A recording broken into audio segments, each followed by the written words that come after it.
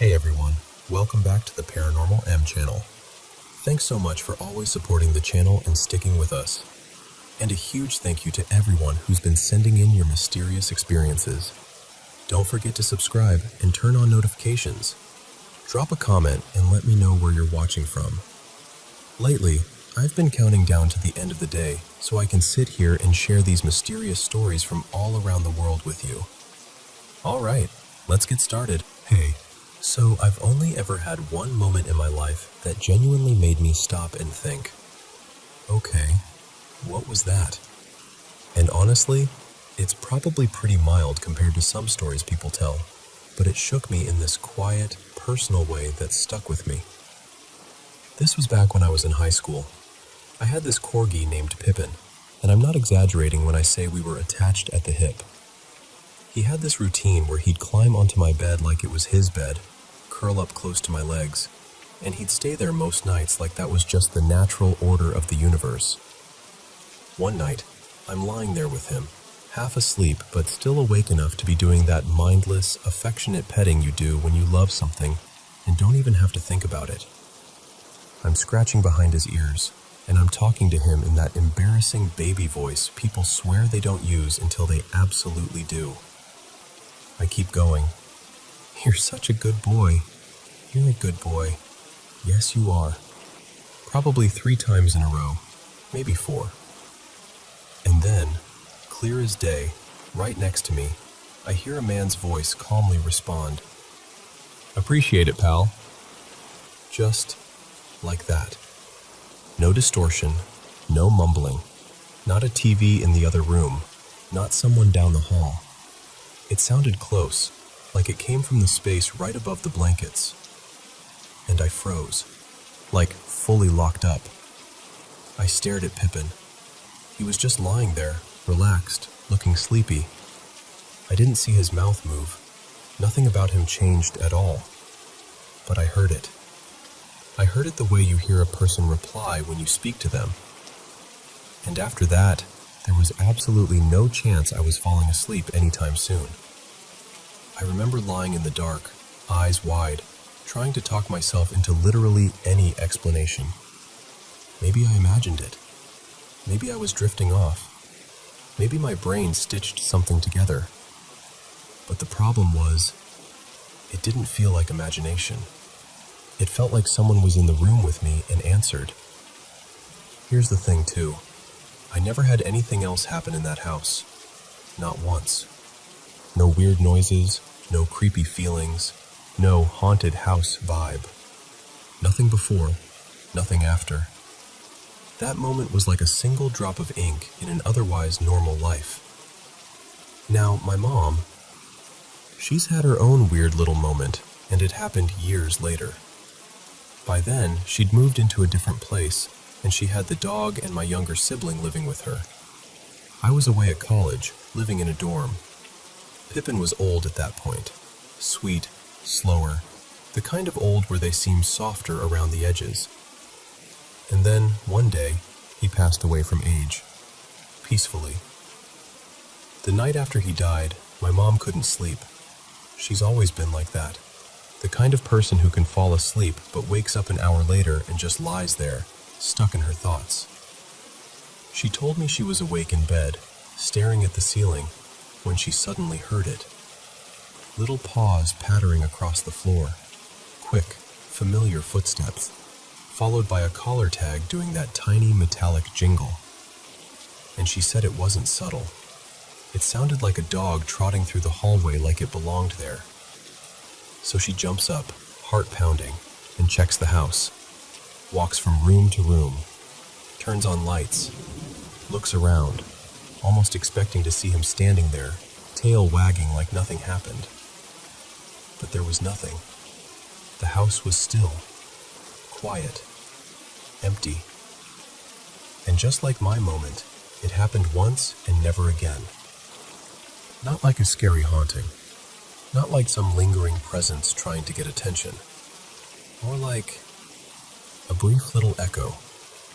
A final pass through familiar rooms. Like they're checking the places they loved one more time, just to say, yeah, this was home. And that's it.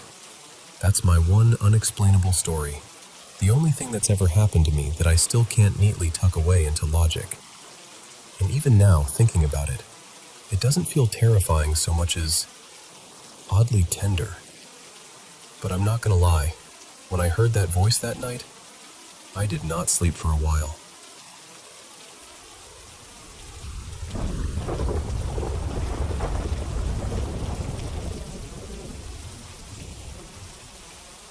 So, like the title says, I just moved into this house, and a few weird things have been happening. Nothing full-on horror movie, but enough to make me pause and go, wait, what? I'll start with the smallest thing that somehow felt huge. I have this big, chunky pillow I keep at the foot of my bed during the day, mostly for my two little dogs, because they like to climb up and loaf on it like it's their personal throne. One evening, I went downstairs to let them out after dinner. I was the only one in my room before that. No one else had been upstairs. No roommates living here full-time yet.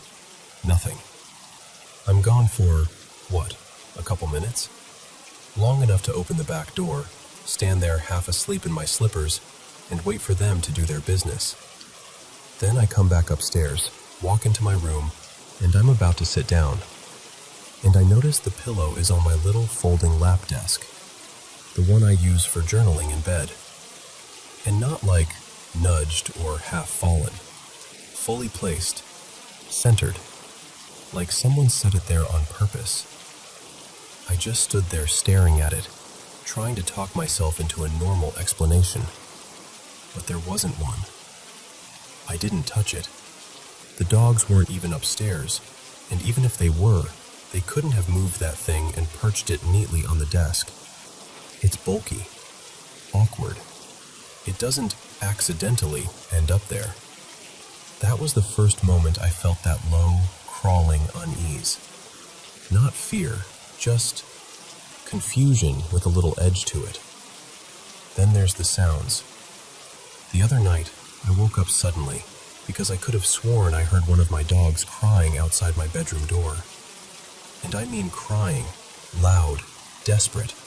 That heartbreaking sound that makes you sit up before you're even fully awake. I popped straight up in bed, already guilty, already thinking, oh my God, I shut her out. I swung my legs over the side, reached toward the door, and then I turned my head and saw her, right there, curled up on her little bed in the corner, eyes open, staring at the door like she heard it too. My stomach did this weird drop, because it wasn't a faint sound or something I imagined in that half-dream state. It was clear. It sounded exactly like her. But she was right there, quiet as anything. I remember whispering her name. Maisie? Like she might answer me. She didn't. She just kept watching the door. And I laid back down, but I didn't sleep right after that. I kept replaying it, thinking, what was that? What did I hear? And then, the thing with my bigger dog. His name is Hank. Sweet, gentle, honestly kind of a goofball. He's not the guard dog type. He's usually the type to trot upstairs the second I call him, tail wagging, like he's just happy to be included.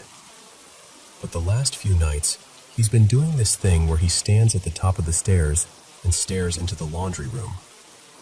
The laundry room is right off the stair landing, and at night it's completely black. No windows, no light, just this dark rectangle of a doorway.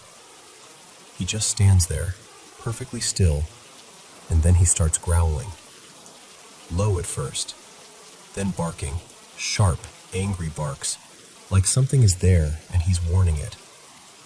I'll call him. Hank, come on, buddy. Nothing. He won't move. He won't even look at me. It's like he's locked in. And he's never done this before. Not once. Not in any other place we've lived. Not in hotels, not at friends' houses, nowhere. The only way I can break it is by going downstairs, putting my arms around him, and carrying him up to my room like he's a toddler who refuses bedtime, like he's guarding the line between upstairs and whatever's down there. But the most upsetting thing, the thing that's making me question myself, is something that sounds stupid when I say it out loud. Groceries. I had groceries delivered a few days ago, and while I was putting them away, I remember very clearly getting annoyed because I thought I'd accidentally ordered 2 of the same coffee creamer. I even remember the exact feeling, that little flash of irritation, like, great, now I'm going to have extra clutter in the fridge because I can't click the right thing. I remember holding both new creamers side by side and sliding them onto the shelf next to the nearly empty one I was already using. That memory feels solid, like a snapshot. But this morning, when I opened the fridge to make coffee, there were only 2 creamers total, the almost empty one and 1 unopened new one. Not 3, not 2 new ones, just 1. So I started checking everything. I moved stuff around, checked every shelf, looked behind containers, even checked the paper grocery bags like somehow it rolled back into them. Nothing. Then I pulled up the receipt, and it said I only ordered 1. And I just stood there, staring at my phone, because now I'm not just creeped out, I'm unsettled in a different way. Because what do you do with a memory you're sure happened when the proof says it didn't? I've been trying to stay practical about all of this. I checked the obvious stuff. I've got brand new carbon monoxide detectors around the house, and they're working. I'm not living with roommates yet. Technically, there are other people on the lease, but they're not fully moved in, and I'm the only one here day to day. So it's not like someone's messing with me, and that's why it feels so isolating. It's not one big terrifying thing. It's a bunch of small, wrong things. A pillow that ends up somewhere it shouldn't. A sound that shouldn't exist. A dog acting like there's something in the dark. A memory that feels real, but doesn't match reality. I don't even know what I'm asking for. Maybe I just want someone to tell me I'm not losing it, or that there's some explanation I haven't considered yet. Because right now, I'm in this weird place where I don't feel unsafe, but I don't feel fully settled either. And I really, really want to feel at home here.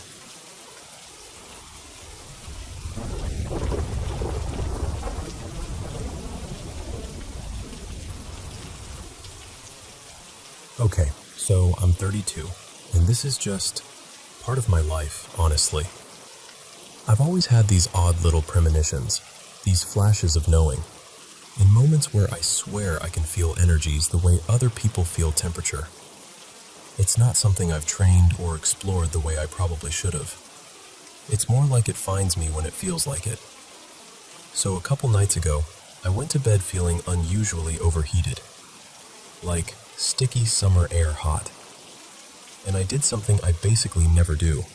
I slept with only a thin sheet. That might sound normal to most people, but for me, it's not. Ever since I was a kid, I've slept with a heavy blanket pulled up around my neck and shoulders. I know that sounds dramatic, but it's like my body refuses to relax unless I'm protected there. I've always felt like it connects to some old fear buried deep, like my throat has always felt vulnerable. I don't know how else to explain it.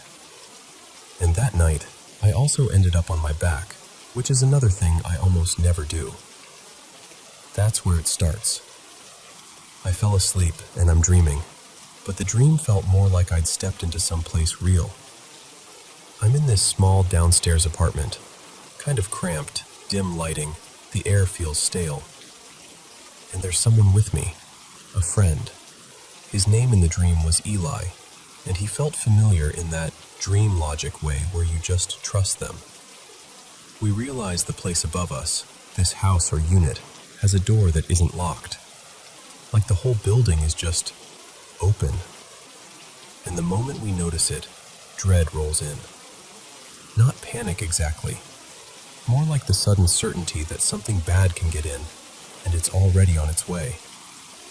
There's this gap in my memory, like my mind skips a frame.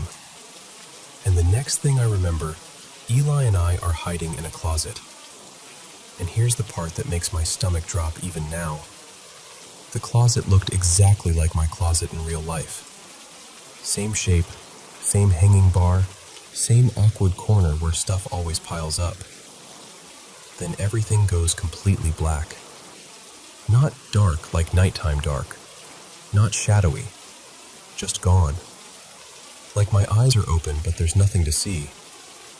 And that freaked me out on a deeper level because I have vision issues. My left eye has never been great. So the idea of complete blackness hits a nerve that's hard to describe.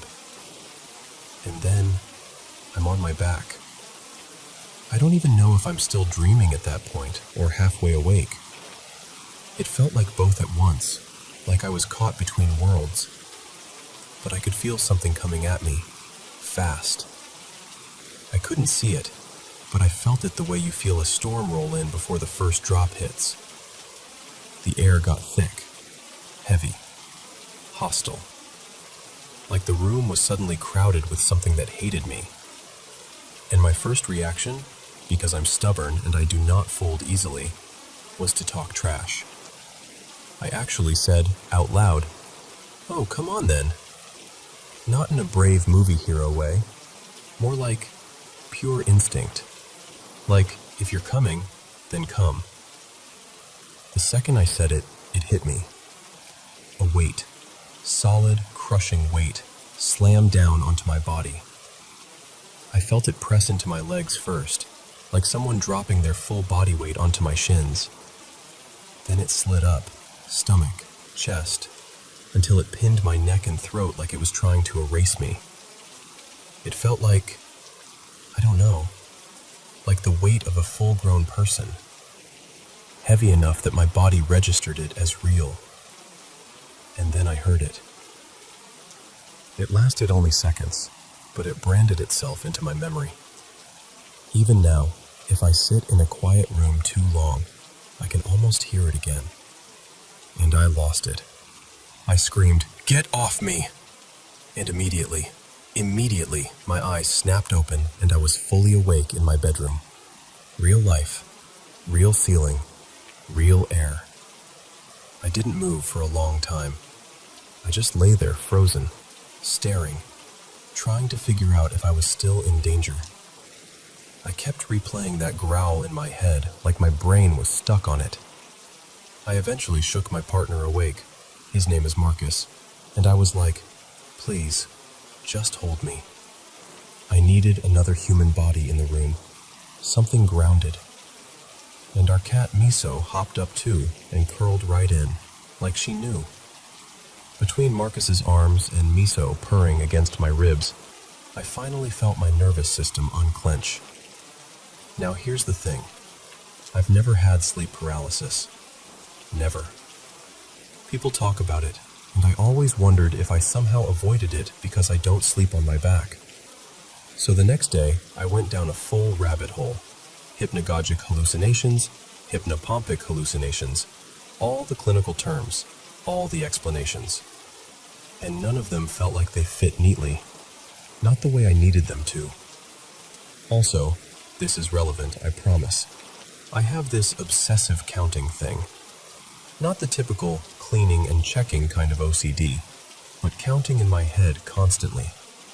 Steps, turns, bites, items. Sometimes it's like my brain is trying to control chaos by measuring it. And I have this intense aversion to repeating things in threes. It's tied to trauma for me. Like my mind thinks if I hit certain numbers, something bad follows. It's exhausting, but it's also how I've coped. So I'm already a person whose nervous system runs hot. I already pick up on patterns. I already feel things most people dismiss. Fast forward to the next night. Nothing weird has happened all day. I'm tired, but awake. Marcus steps out of the bedroom to go shower. I roll onto my side in bed and start scrolling on my phone, just trying to decompress. And the exact moment he disappears into the hallway, like the second he's out of sight, I hear it. Right behind me, maybe 5 to 10 feet away, clear as day. Psst. like someone trying to get my attention. I froze. My whole spine went cold. Then I shot upright and said, firmly, out loud, "You're not welcome here. Leave me alone." And as soon as I said it, something clicked in my head. A few days earlier, we'd gone to this little pop-up vintage tent sale, one of those places with tables of old stuff and boxes you have to dig through. Marcus, our kid, and I all picked out a few random things. A cracked leather camera case, a couple old toys, 2 antique glass bottles, some little knickknacks. Just fun, harmless family treasure hunting. Except, the timing lined up perfectly. Everything that started happening started after those items came into the house. So I didn't debate it. I didn't overthink it. I gathered every single thing we bought that day, put it all in a box, and took it straight outside to the curb. Then I found an old bundle of sage I'd had tucked away for ages. I walked through the house and smudged every corner. Closets, doorways, hallway, bedroom, everywhere. And I spoke the words like I meant them. Only peace lives here. Anything heavy, anything cruel, anything that doesn't belong, leave now. And since then, nothing. No growls, no whispers, no heaviness, no weird dread creeping in at the edges. The house feels like it did before, warm, normal, ours. So, do I know for sure it was the secondhand stuff? I can't prove it. I can't hand you a scientific chart and say, here's the data. But in my bones, the way my body reacts when something is wrong, I truly believe it was connected. Like something hitched a ride. Like we brought home more than antiques. And honestly, it's a bummer, because we love antiquing. It's kind of our thing. But if the price of a cute vintage find is that kind of darkness in my bedroom, yeah, no thanks.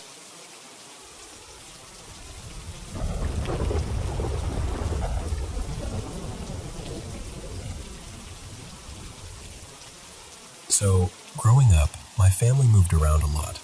It was just kind of our normal. Boxes half unpacked, new streets, new neighbors, the whole thing. But there was one place we lived that felt different, in a way I still don't know how to properly explain. The house was bigger than any place we'd had before, and it backed right up to the yard of a small church. Like, you could practically step out the back door and be on church property. The neighborhood itself was rough. There were always people wandering through, lots of addiction, lots of folks sleeping wherever they could. Even in the daytime, the town had this heavy, dim feeling to it, like the air was tired. And while we lived there, I started having the same nightmare over and over. It always started the same way.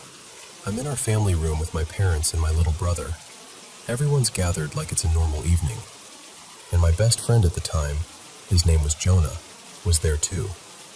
Jonah and I would be sitting close to the TV, locked into some video game like it was the most important thing on earth. Here's the weird part. It was always the same part of the game. Same hallway, same eerie music, same slow build toward this one door. Every time we got close to that door, my parents' whole vibe would change, like they'd suddenly remember something terrible. My mom would sit up straight, and my dad would look toward the front door, and they'd both tell us, fast, urgent, "Turn it off, now, shut it off." So Jonah and I would scramble and turn the game off, and then everything would go quiet. Then my dad would start switching off the lights, not just the TV, like the lamps too, one by one, until the room was almost completely dark. And then my family would whisper for us to hide, like this was something we'd rehearsed. Everyone would pick a hiding spot, but I always went to the same one, behind this big green armchair we had. It was kind of ugly, honestly, this deep olive color with worn fabric, but in the dream it felt like the only place I could go. I'd crouch behind it, holding my breath so hard my chest would ache. And then, The front door would open, slowly, like whoever was coming in wasn't in a hurry at all. And in would walk this creature. It was large, bigger than a person, but not in a giant cartoon way. More like wrong. Too much mass, like it was swollen. Its skin, or whatever it was, looked shiny and wet, and it was this deep, glistening blue. Not a pretty blue, more like the kind of blue you see on certain insects when light hits them at the right angle. I never really saw its face clearly, but I knew it had one. I just couldn't make myself look long enough. The thing that stuck with me most was the shine, like it reflected the darkness. And it would walk into the house as if it belonged there. No rushing, no searching wildly, just steady steps straight into the room, straight toward that armchair, straight toward me. Every single time, the dream ended the same way. The creature getting right up to the chair, close enough that I could almost feel the cold of it, and then, right before it leaned down to find me, I'd wake up. I'd wake up sweating, heart hammering, sometimes with that awful feeling that the dream didn't fully stay in the dream. And then, we moved out of that house, and it stopped. Like someone flipped a switch. No fading away, no occasional repeat, just gone. The dream vanished with the place. Years passed, a lot of years. I didn't even think about it much anymore. Just one of those childhood things you file away under weird and try not to poke at. Eventually, my mom got quiet, like she was deciding whether she wanted to say what was on her mind. And then she looked right at me and said, really calmly, I remember when we lived in that house behind the church, and I used to have these visions of something watching you. I swear, it felt like my stomach dropped through the floor, because I had never told her, not once. I'd never told anyone about that nightmare. It felt too bizarre, too specific, and honestly, I didn't want to give it any more attention than it already had. But she kept going. She said there was one night when she'd gotten up to shower late, everyone else asleep, the house quiet. She was rinsing her hair, and when she closed her eyes and tipped her head under the water, she suddenly saw something, like an image that wasn't imagination, not a daydream. A big blue thing, she said, standing over you, right next to your bed. She told me she jerked back so hard she nearly slipped. She shut the water off, grabbed a towel, and ran down the hall to my room, drenched and panicked, only to find me sleeping peacefully. Nothing there, just darkness and a kid in bed. I remember just staring at her, feeling cold all over. Because how do you explain that? How do you explain that the thing she saw was the same thing I'd been dreaming about, in the same house, during the same stretch of time? When she finished, I told her. I finally told her about the nightmare, the game, the door, the hiding, the green chair, the blue shine moving closer and closer.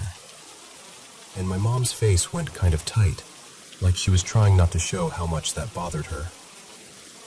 We talked about it for a while, quietly, seriously. Not in a dramatic way, just two people comparing notes on something neither of us wanted to be true. And we ended up with the same uneasy conclusion. Whatever that was, it felt tied to that house. Like something lingered there, or clung to that place, or maybe latched onto the feeling inside it. But it didn't come with me when we left, at least not that I've ever noticed. I'll be honest, after that conversation, I was nervous. I had this fear that talking about it would invite it back, like remembering it too clearly would reopen some door that had finally closed. But it's been years since we talked about it, and the nightmare still hasn't returned. And I'm not going to lie. Every time I think about it, there's a part of me that quietly hopes it never does.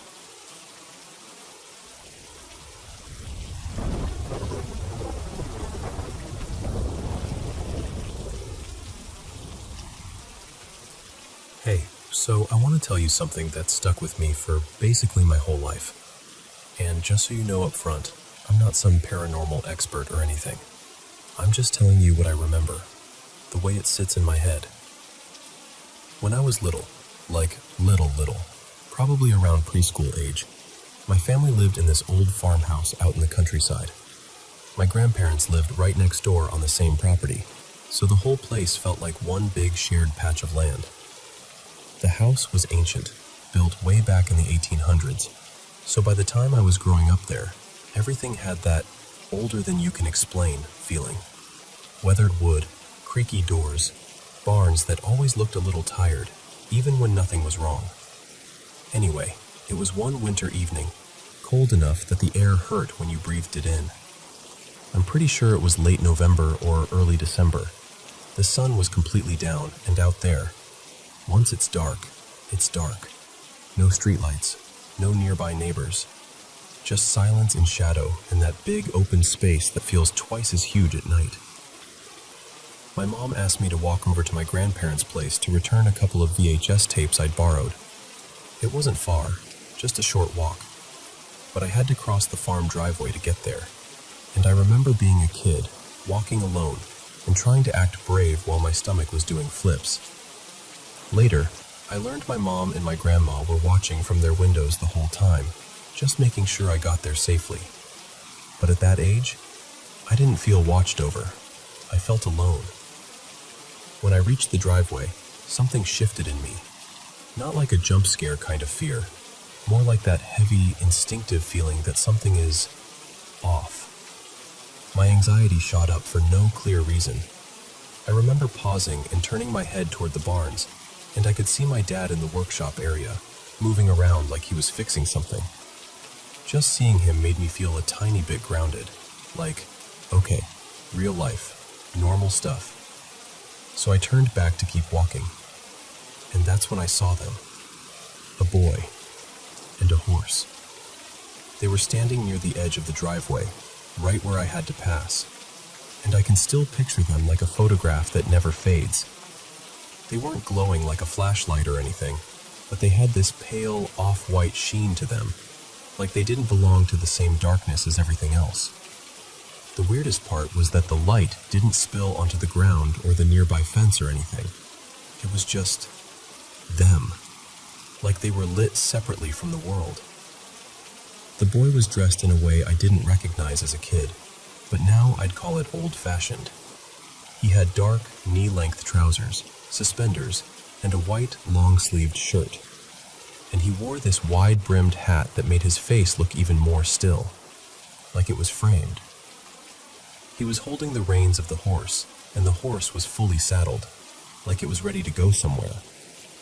I don't remember the horse as clearly as I remember the boy, but I remember it looked healthy and calm. I can't say for sure what color it was. Maybe light brown, maybe white, maybe a mix. I just know it definitely wasn't black. And here's the thing that still makes my skin prickle. They didn't move. Not even a little. The horse didn't shift its weight. The boy didn't blink.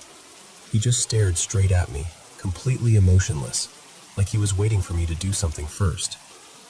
And I remember standing there, frozen in the cold, too scared to scream, like my body had forgotten how. It couldn't have been long, maybe only a few seconds. But you know how time stretches when you're terrified. It felt huge. I bolted. I ran back home so fast I nearly crashed through the door. I remember practically throwing myself inside and yanking it shut behind me, like that would somehow seal the whole night out. And when I looked back, nothing. Gone. Just empty driveway and darkness. I told my parents right away, of course, but you know how that goes. They didn't believe me. Or maybe they didn't want to. They brushed it off like it was my imagination, or a kid's brain turning shadows into stories. Years passed. About a decade or so later, we were still tied to the same property. By then, my mom was even running a daycare out of the house. And the boy and his horse had basically become this spooky little story I'd tell friends when they came over for the first time. Half joking, half not, because even though I could laugh about it, I never forgot how real it felt. Then one morning, broad daylight, one of the daycare kids was getting dropped off. The parent was walking them in, and out of nowhere, the kid pointed toward that exact spot by the driveway and said something like, "Look, Mommy, horsey." And I remember my blood just draining, because that kid had no idea. Nobody had told them anything. They just pointed like it was the most natural thing in the world. I didn't see anything when I looked. Nothing at all. But my mom said I went white as a sheet, and I know I was shaken. And weirdly, kind of thrilled too. Because it wasn't just me anymore. It meant, at least in some small way, that I hadn't invented that night out of thin air.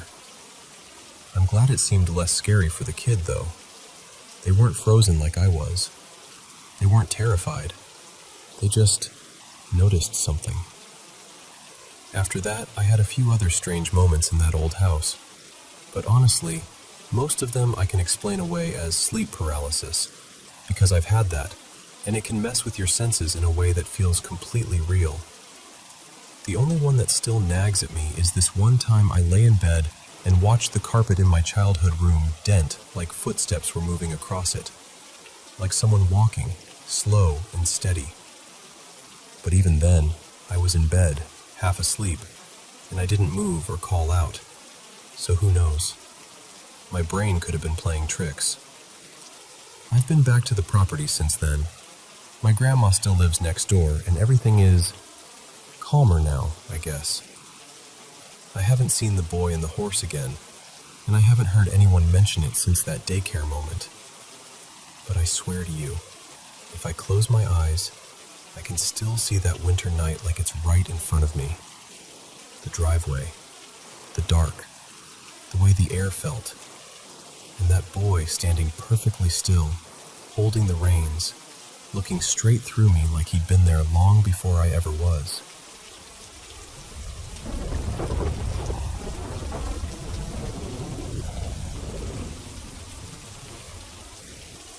Hey, so I've been going back and forth on whether to tell this story out loud, because every time I replay it, I get that same tight feeling in my chest. But I'm going to try, because maybe saying it plainly makes it feel less stuck to me. So I live with my mom, Mary Ann, and until recently my grandpa, Gordon, lived with us too. Our place is in rural Saskatchewan, and it's one of those late 80s houses that always has a little creak in it, especially when the temperature drops. Nothing fancy, just a normal, lived-in home. My mom bought it about 12 years ago, and as far as she knew, there was no weird history, no tragedies, no big stories tied to the land, nothing that would make you raise an eyebrow. And honestly, I used to be the type to roll my eyes at haunted house stuff. But the timeline matters. Back in January 2024, my grandpa took a bad fall on the stairs. He ended up in the hospital, and that's when things started feeling off. Like the house had been holding its breath while he was there, and then suddenly it didn't know what to do with itself. At first, it was sounds. My mom and I would be upstairs at night and hear slow, deliberate footsteps in the basement, right where Grandpa's room was. Not the usual house-settling pops. Not the, maybe the furnace kicked on noise. Actual movement. We'd pause and look at each other like, did you hear that? And then we'd do the whole rational thing. Old house, pipes, wood, wind, whatever. But then it stopped being just noises. Little things started happening that were hard to explain away without feeling like you were lying to yourself. The downstairs bathroom sink would be running when neither of us had been near it. The laundry room door would be open after we both remembered shutting it. Cupboards not fully closed. Lights doing that flicker, then just turning off, like someone flipped the switch while you were still standing there. And once, this one still bugs me. The old stereo down there turned on for maybe 3 seconds. Not quietly. Not like it came on and faded in. It blasted a radio station so loud it sounded like someone was messing with us. And then it cut off, right as I walked past the doorway. It's the kind of thing that sounds small when you list it out. But when it's your house, your normal, everyday space, and it keeps happening, you start moving differently. You start listening harder. You start avoiding certain rooms. What scared my mom more, though, wasn't even the house. It was the hospital. There were 2 moments with Grandpa that the family still talks about in that careful, quiet tone. Like if you say it too boldly, it invites something in. The first time, my mom and my aunt, Janelle, were sitting with him after dinner. Grandpa leaned toward my mom like he had a secret, and he whispered, "Who's that over there? Is that a nurse?" And he pointed to the corner of the room. My mom turned, expecting maybe a staff member had come in without her noticing. But the corner was empty. Just the same hospital chair, the same beige wall. Nothing. The nurses had already warned us he wasn't totally himself after the fall, so they tried to shrug it off as confusion, hallucinations, medication, stress. But the second moment, my aunt still can't talk about it without tearing up. She was alone with him late at night. She said he was drifting, half asleep, when he suddenly jolted upright, eyes wide, face tight with fear, and he told her, very quietly, "There's something behind you." She said she froze, because the way he said it didn't sound confused. It sounded certain. She stood up fast and spun around. Nothing. Just the dim room. No one there. And my aunt swears she felt a touch on her shoulder. Not a pat, not a brush, a deliberate pressure. And right after that, like a breath against the back of her neck, she bolted up, grabbed her coat, and called my mom, shaking so hard she could barely get the words out. My mom told her to go home, to leave right then. And after that, nothing else happened in the hospital. For a while, things at the house calmed down too. Not completely, but less. Like whatever it was had gotten bored. Then Grandpa passed a few weeks ago. And since then, the basement has felt active again. Not in a dramatic movie way, more like a persistent feeling that something is restless. We'd hear odd knocks, a faint shuffle, the occasional light flipping when you know you didn't touch it. But tonight is what finally snapped something in me. It was around 10 p.m. My mom walked into my room in this totally casual way and asked, "Do you want ice cream?" I said yes, obviously, and I started to head toward the front door to put my shoes on. She laughed and told me I didn't have to come if I didn't feel like it, so I decided to stay home. Before she left, she told me, "Lock up behind me, okay?" And I said I would. She walked out. I heard the front door close. I went to the bathroom for a minute, and when I came back out, I locked the door like she asked. I remember doing it clearly because I had that brief, stupid thought of, wow, I'm being very responsible right now. The screen door wasn't locked, but it was definitely latched, like it always is. Then I went back to my room, put my headphones on, and got back into a game. I even had my floor fan going, so there was noise on top of noise.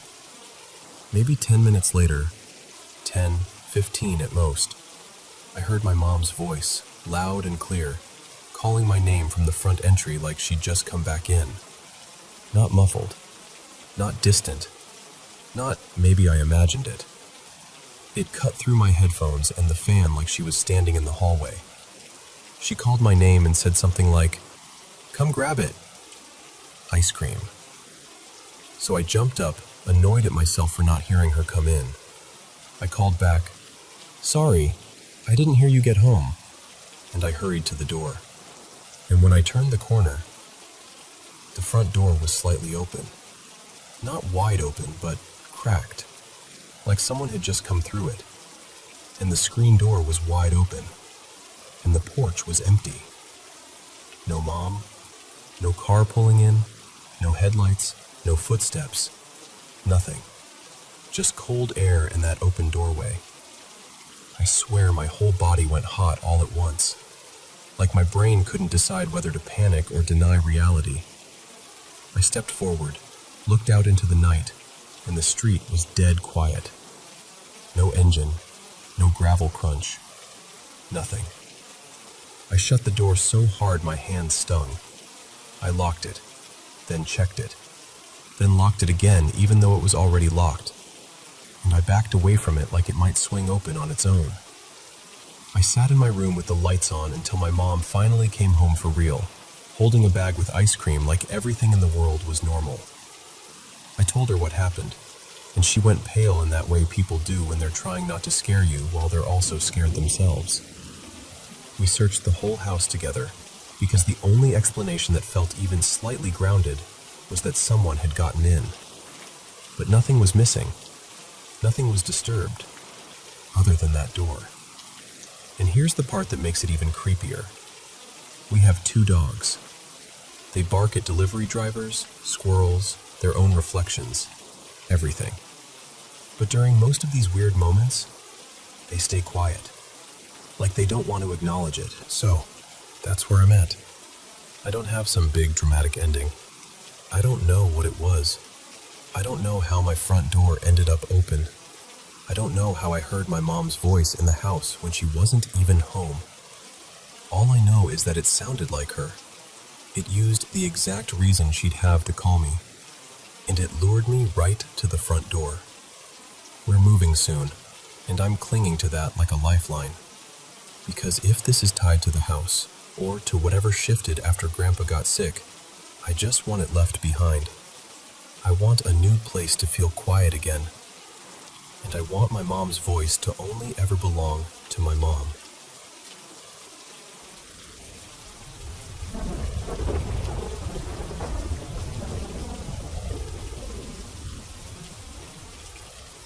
So, I've worked in care for a long time now. Let's call it 25 years and change. And I can tell you, I've seen some things that still make my stomach flip if I think about them too hard. There was one place I worked at for about a decade, and that building had history. Everyone knew it. It sat on land that used to be an old hospital, and even outside, you could still see parts of the original brick boundary wall running along the edge like a reminder that the past never really moved on. People would talk about little things at first. Staff walking the corridors and swearing they'd seen someone step into a room. Then when they checked, nobody was there. That sort of thing. Quick glimpses, movement at the edge of your vision. Enough to make you pause, but not enough to prove anything. Then they started refurbishing. New floors, new paint, changing the dining room layout. And honestly, renovations always seem to stir things up. Like you're waking a house from a long sleep. I remember walking through the dining area one day when it was half torn up, half reassembled, and I saw this man, clear as anything, standing near the doorway. He was in a green military uniform with one of those peaked caps, and there was a bright band around it. He looked straight at me, raised his hand in a proper salute, and said, plain as day, "They gave me my foot back." And then he was just gone. Now, I should probably tell you something about me. I'm a practicing pagan witch, and I've always been sensitive. Call it psychic, call it mediumship, call it whatever you like. I used to be part of a small paranormal group years ago, back before ghost shows made everything feel like entertainment. We'd do quiet little checks after hours sometimes, usually with maintenance on their rounds. Because if you're going to investigate a big old building, you want someone with keys. One of the maintenance guys, a proper history nerd and a total skeptic, let's call him Graham, loved trying to catch me out. He'd dig into old records and old maps, and then ask what I picked up, like it was a game. So I told Graham what I'd seen in the dining area, and he went a bit still, because, without me knowing, he'd already been looking into the site's past. Turns out during the Second World War, that hospital had been used in a specific way. Across the road, there'd once been a rail spur, and it ran toward another hospital nearby, one that's still operating today. The story went that one place handled the general wounded, and the older hospital on our land had been used more for officers or special cases. And that line, "They gave me my foot back," Graham said it made him think of soldiers coming back from injuries, prosthetics, surgeries, all that. That wasn't the only time either. Another day, I was in the kitchen and I saw a woman shuffle past the doorway, holding her arms tight against herself like she was protecting her chest. She looked exactly like one of the residents, so I went straight out, heart thumping, ready to guide her back. But when I checked, she was safe on the unit, sitting exactly where she'd been all along. Later, someone told me there'd been a cook years before I started. Lovely woman, apparently, who had a twisted hand, and she'd walked with her arms held close like that. She'd also looked eerily similar to the resident I'd mistaken her for. That cook had passed away before I ever joined. But my oddness helped sometimes too. There was a laundry worker, let's call him Dean, who lost the keys to the laundry and was panicking, because in a place like that, keys are everything. We sat down and drew a rough sketch of everywhere he'd been. Then I took off my necklace and used it like a pendulum.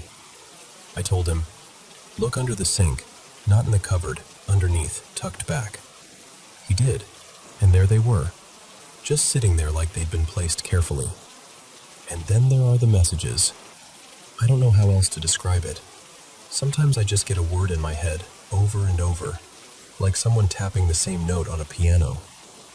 One morning, a kitchen worker was serving breakfast, and I kept hearing the word plums. Not once, not twice, constantly. So finally I said, "This is going to sound ridiculous, but every time you walk past me, I'm hearing plums, and it's driving me mad. Did something happen at home? Something spill?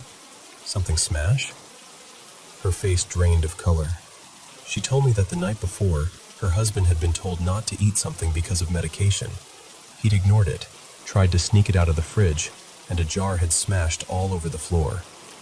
Not plums exactly in her case, but close enough in the way the message came through.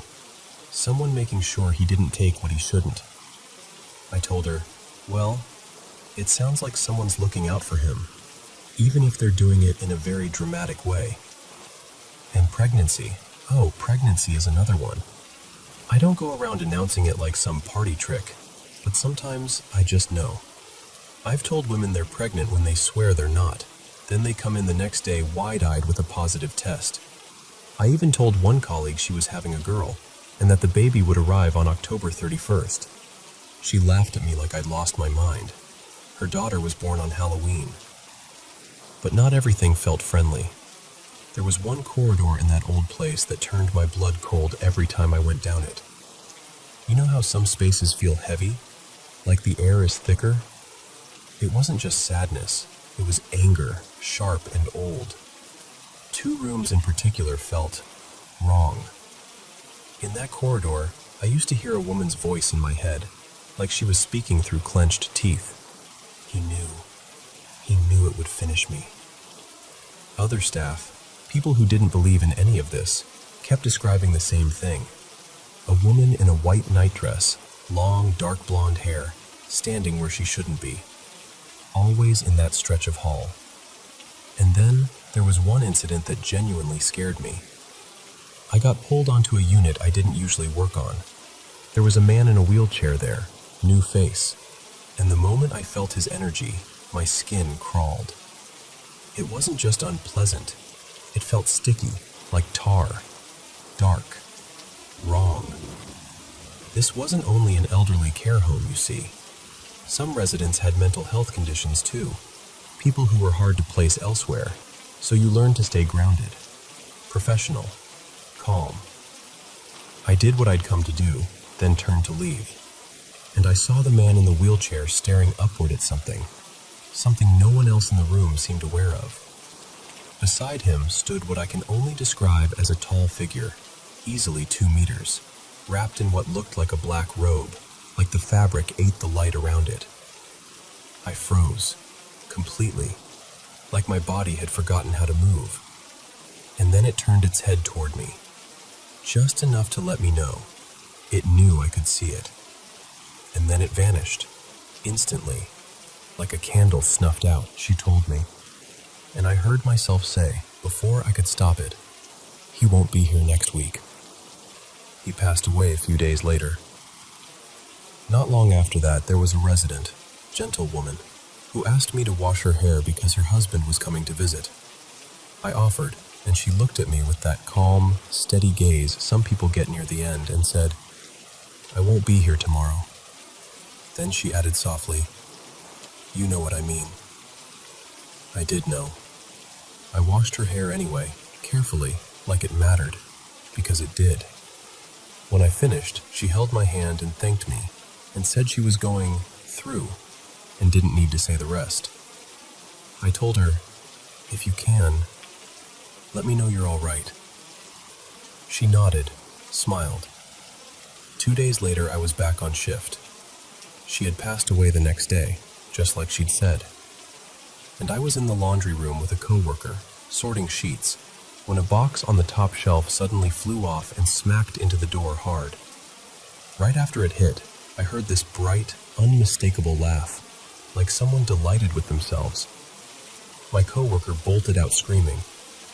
I just stood there and said, quietly, "All right, love. Thank you. I hear you. Take care." Because I knew exactly who it was. I never worked nights at that old place, and honestly, I'm glad. I can't imagine what I might have seen if I had. I worked at other homes after that, little bits here and there, nothing huge. Sometimes I wondered if I'd shut myself down without realizing, like turning the volume down inside my own head. But then I started at the place I'm in now, and I've been here since it was built. It's only around 10 years old, so you wouldn't think it would have that kind of activity.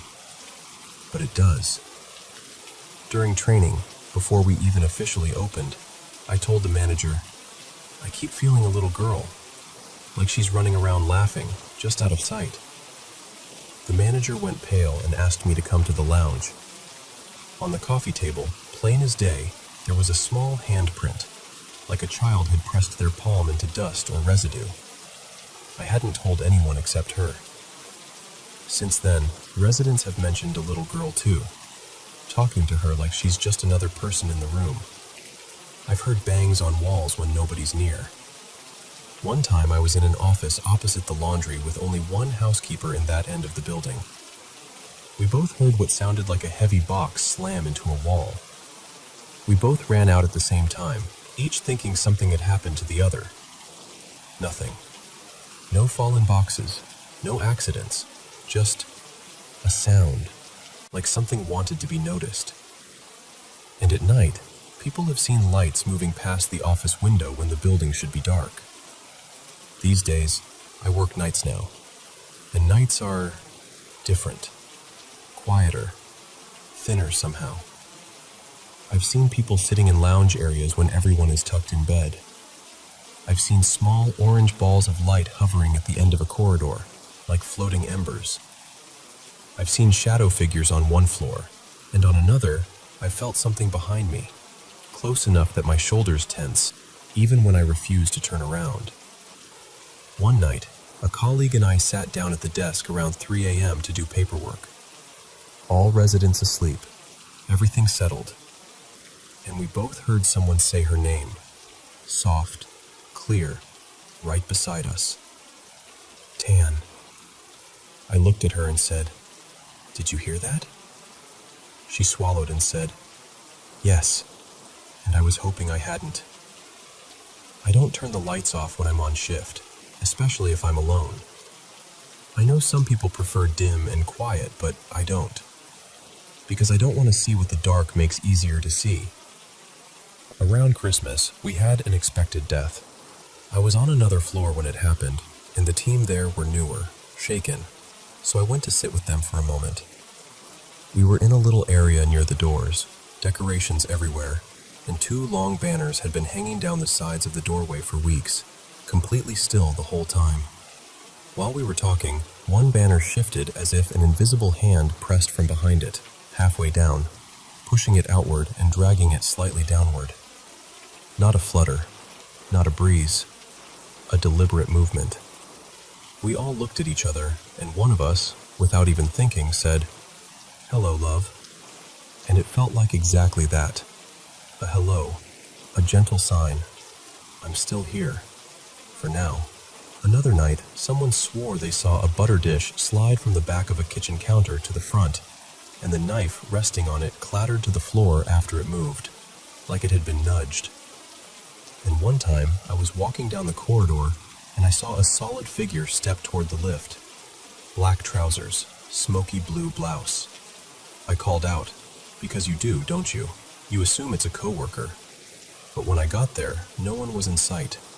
The lift hadn't been called. Every resident on the floor was asleep. The only other staff member was in a room I'd just left, helping someone. That same figure has been seen more than once, especially near the laundry doors. And on that floor, another coworker and I have both looked through the dining room window late at night and seen what looked like someone standing inside when the room should have been empty. On another floor, I was checking in after hearing one of the seniors say she'd heard something odd. We stood listening, and down the corridor, where there were no female residents awake and no women working in that stretch, we heard a woman laughing. We checked rooms. No TVs, no radios, everyone asleep. We went back to where we started and heard it again. So I walked down that corridor and said out loud firmly, "That's enough. You need to leave. No more." And the laughter stopped. Completely. Nothing else for the rest of the night. We've even had something show up on the CCTV outside, like a glowing movement across the car park. 2 staff went out, and 2 of us stayed inside directing them by phone, lining them up with where the light was moving. The moment they stepped into the spot, the glow shot away fast and disappeared. And one evening before shift, I was outside chatting with a coworker near the smoking area when we heard tapping on a fence near a locked maintenance storage section. Tap, tap, tap. We ignored it. Then it happened again, and again. So I grabbed my metal bottle, swung open the gate, and stepped inside. Nothing. No animal. No bird. No person. And trust me, if something had run, we would have seen it. What makes all of this stranger is that this building is relatively new. It's not some crumbling Victorian place with creaky floorboards and old portraits. It's modern. But behind it is a country park, and there's a stream that runs past and under the car park. And water. Water has always felt like a doorway. So I'm not surprised we get more than our fair share of happenings. I just wish I could tell you I'm used to it. Because some nights, even now, after all these years, when the corridors go quiet and the building settles into itself, I still catch myself walking a little faster than I need to, just to get to the next lighted space.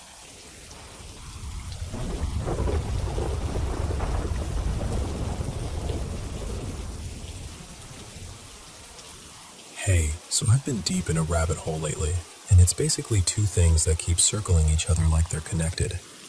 Precognitive dreams, and that unsettling idea that sometimes people somehow sense when the end of their life is getting close. Let me start with the dreams, because that's the part that keeps messing with my head the most. I've had this happen a lot, more than I'd expect if it was just coincidence. I'll have a dream, and it's not vague or symbolic or anything. It's specific, like a scene, a place, a conversation. And then days later, sometimes weeks, sometimes months, something happens in real life that lines up so closely it makes my stomach drop. And the weirdest part is, it's not always a place I recognize. Sometimes in the dream, I'm standing somewhere I've never been before. Like the layout is unfamiliar, the lighting is unfamiliar, the whole setting feels brand new. Then later on, I'll end up going somewhere. Maybe a trip, maybe visiting someone, maybe just tagging along on something random. And suddenly, I'm there. And it's not, oh wow, this feels familiar, like déjà vu. It's not that at all. It's more like, no, I've literally seen this already. Like my brain pulls the memory of the dream off a shelf and goes, this is the exact moment. This is it. And that's what makes me wonder, If the mind can do that, if it can somehow pick up pieces of the future, then is it really that impossible that it might pick up something darker too, like your own death?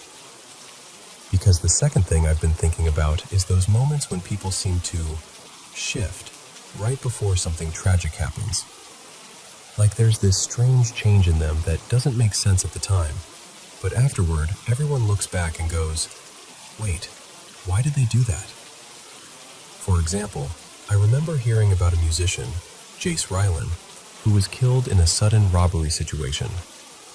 A short time before it happened, he posted this emotional video that felt different from his usual vibe.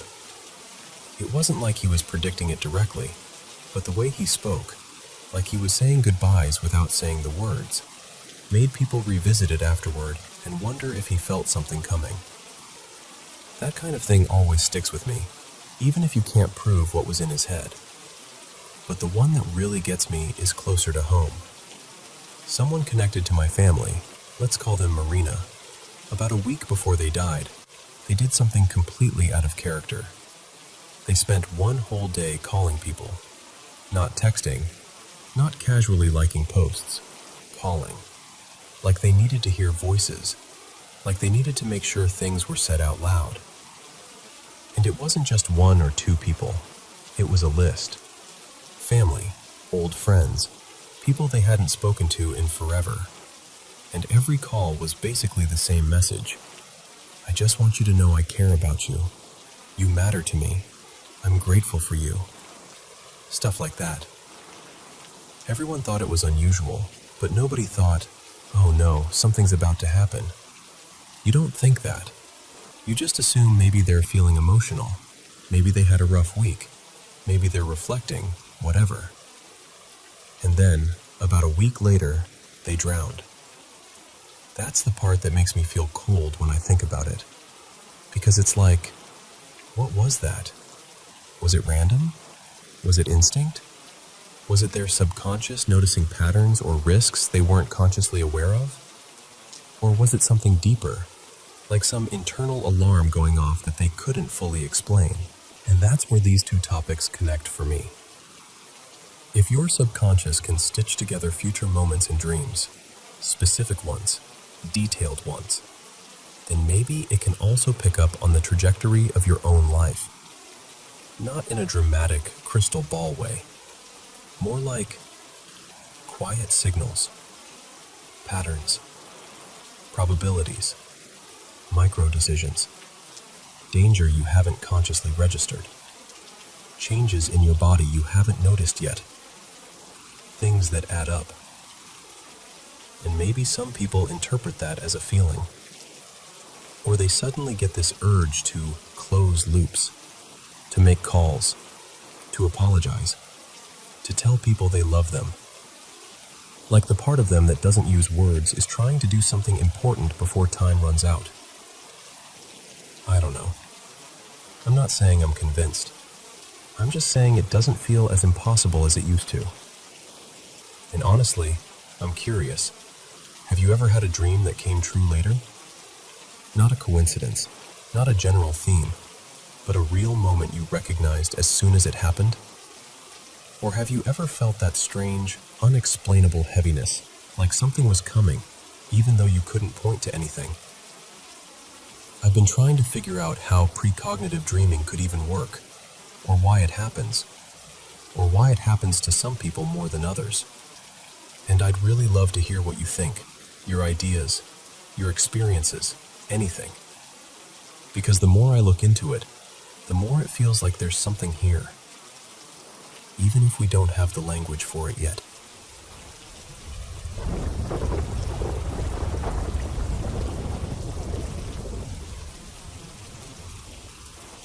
So here's a little background before I jump in. A few years ago, we moved into this brand new townhouse that had been built on what used to be farmland in upstate New York. It was me, my husband Evan, our two little ones. One was about 6 months old, and the other had just turned 2. Plus my 18-year-old daughter Marisol, and our enormous, goofy Irish wolfhound puppy named Bram. And I'll just say this up front. I've always been the kind of person who can sense when a place has leftover energy.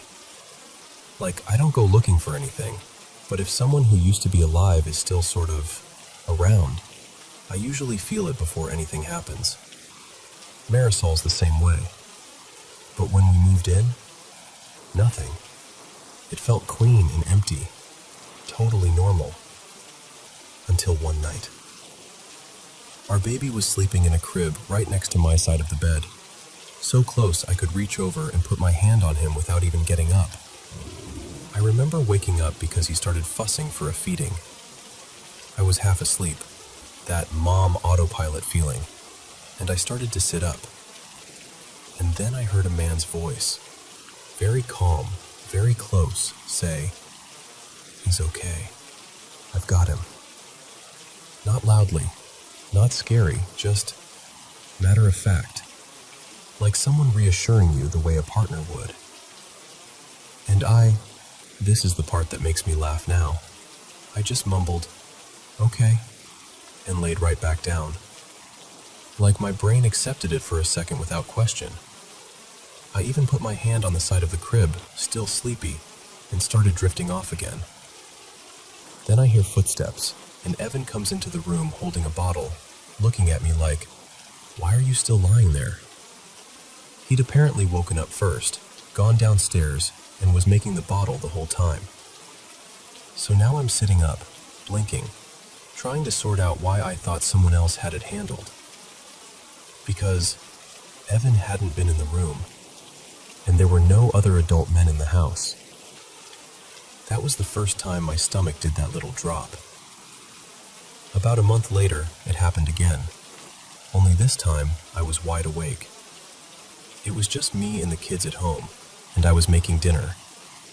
Bram was still young, still in that stage where he was technically a puppy, but already the size of a small horse.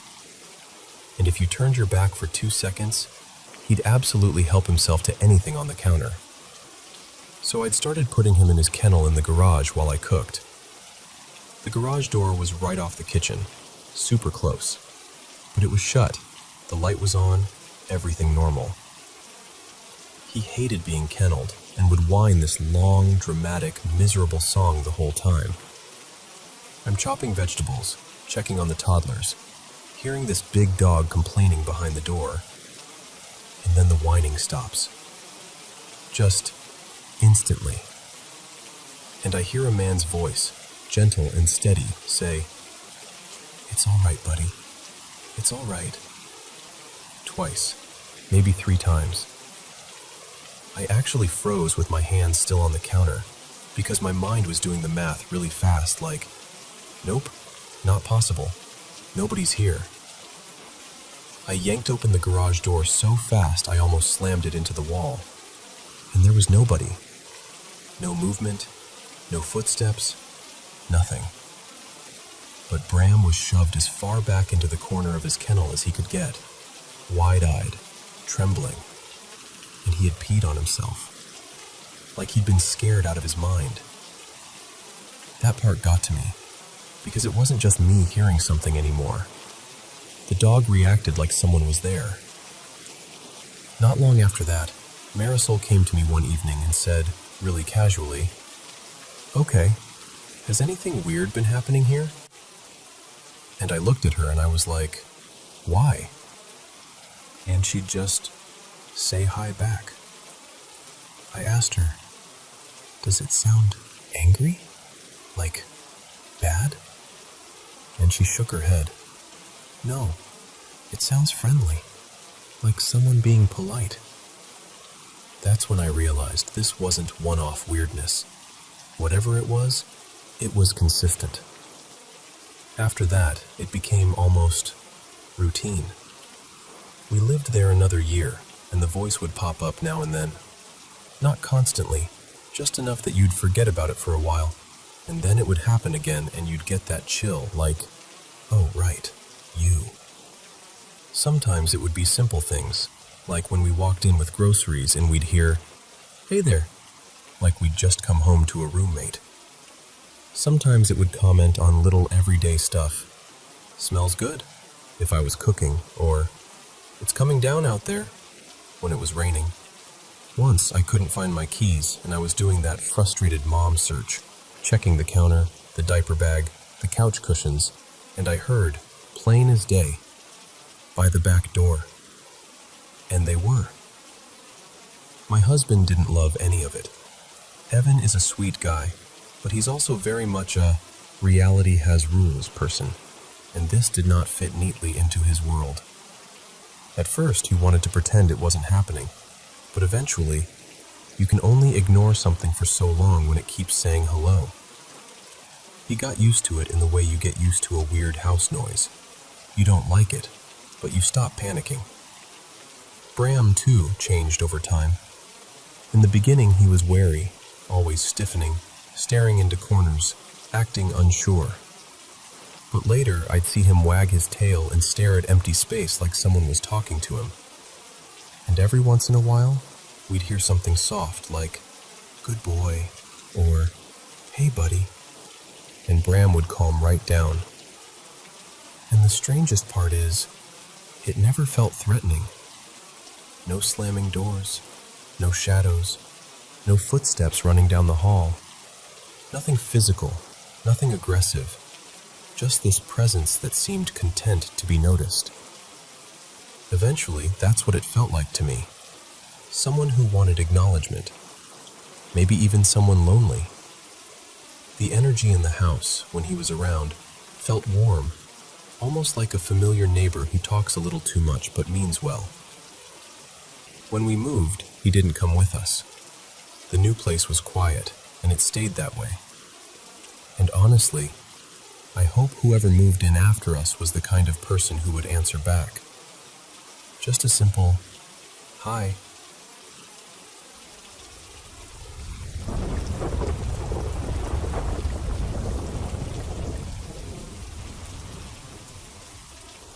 Hey, so I've been sitting with something I saw a little under 2 weeks ago, and I can't shake it.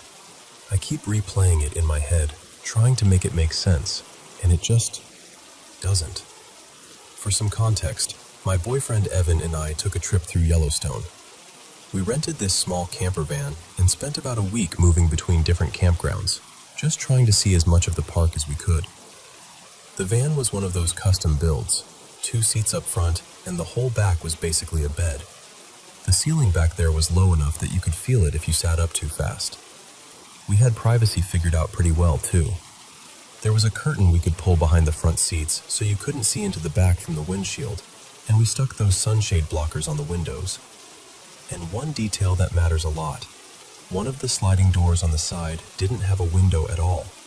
Just solid metal. No glass. Nothing. Anyway, this happened early on our 4th morning. I don't know the exact time, but it had to be somewhere between 4 and 5 a.m.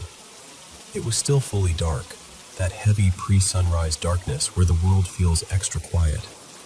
Evan was asleep beside me, and I was half awake, just listening to the little nighttime sounds outside. Wind, maybe some distant rustling, that kind of thing. And then, suddenly, this light appeared. It was a round, soft orange glow, about the size of a softball, and it came up on the window closest to me. Not bright like a flashlight, not sharp or harsh. More like that warm, sunset lamp color people use in bedrooms, with a slightly darker center, almost like it had depth to it. My first thought was immediate. Someone is outside the van, like a creep with a flashlight trying to look in. But the way it moved didn't match that. It drifted, slow and smooth, like it was gliding. And what messed with my head was the sound, or the lack of it. We were in a campground, not a paved parking lot. If someone was walking around the van, I should have heard something. Gravel shifting, twigs snapping, footsteps, a jacket brushing the side of the van. Anything. But there was nothing. Just silence.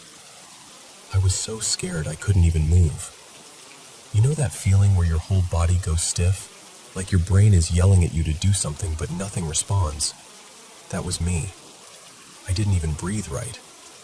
I just pressed myself closer to Evan, like if I held on to him hard enough it would make me safer. And this orange light kept moving. It traveled along the windows, around the van, like it was making a full loop. It circled us back there in the bed area. Steady height, steady speed, no wobbling, no darting. Almost like it was calmly inspecting the space. And it didn't flicker. It didn't brighten or dim. It just stayed the same soft, warm orange the entire time. Then it disappeared. No fade out, no walking away, just gone. After a while, once I could finally make my body cooperate again, I woke Evan up, completely convinced we'd had some kind of peeping Tom situation.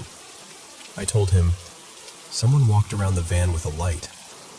He tried to be reassuring, like, maybe it was another camper's flashlight, or maybe a car passed, just trying to give it a reasonable explanation.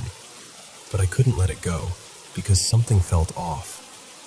So I had him sit in the back while I recorded video and walked around the van with my flashlight to recreate what I'd seen.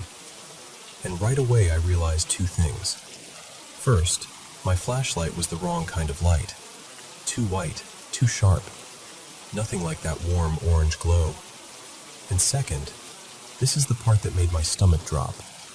My flashlight couldn't do what that light did, but the orange light I saw that morning didn't change when it passed that door.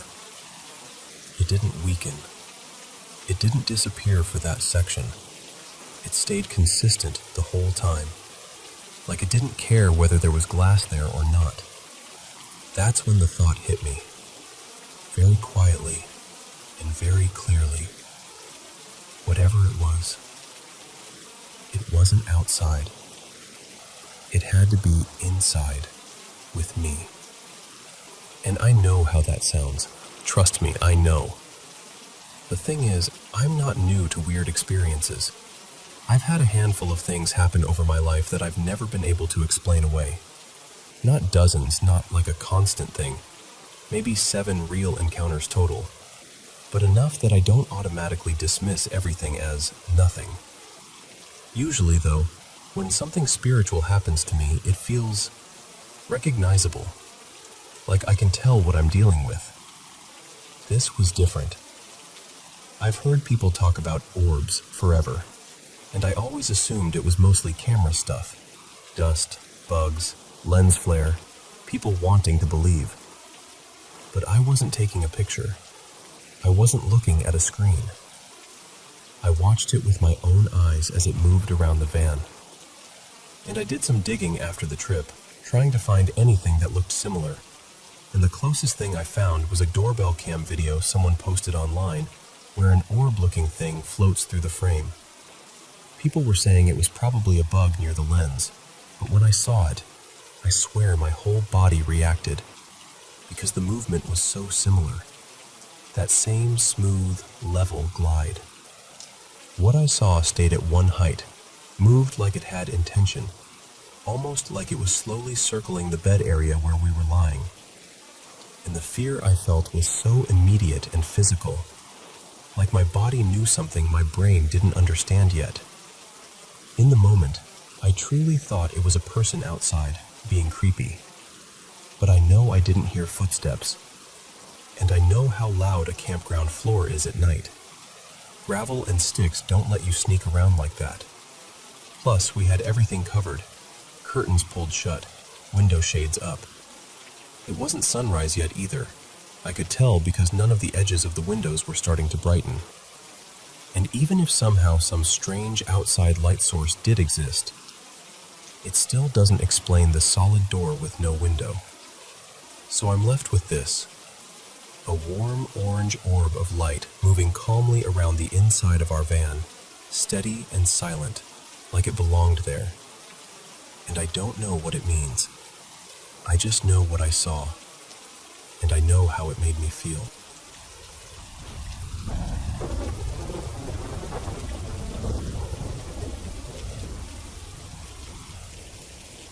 Hey, so I've got to tell you about this trip I took with my old man.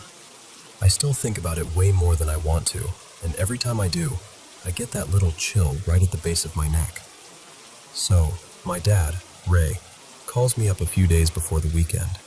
Says, my partner backed out, drew a tag in another unit.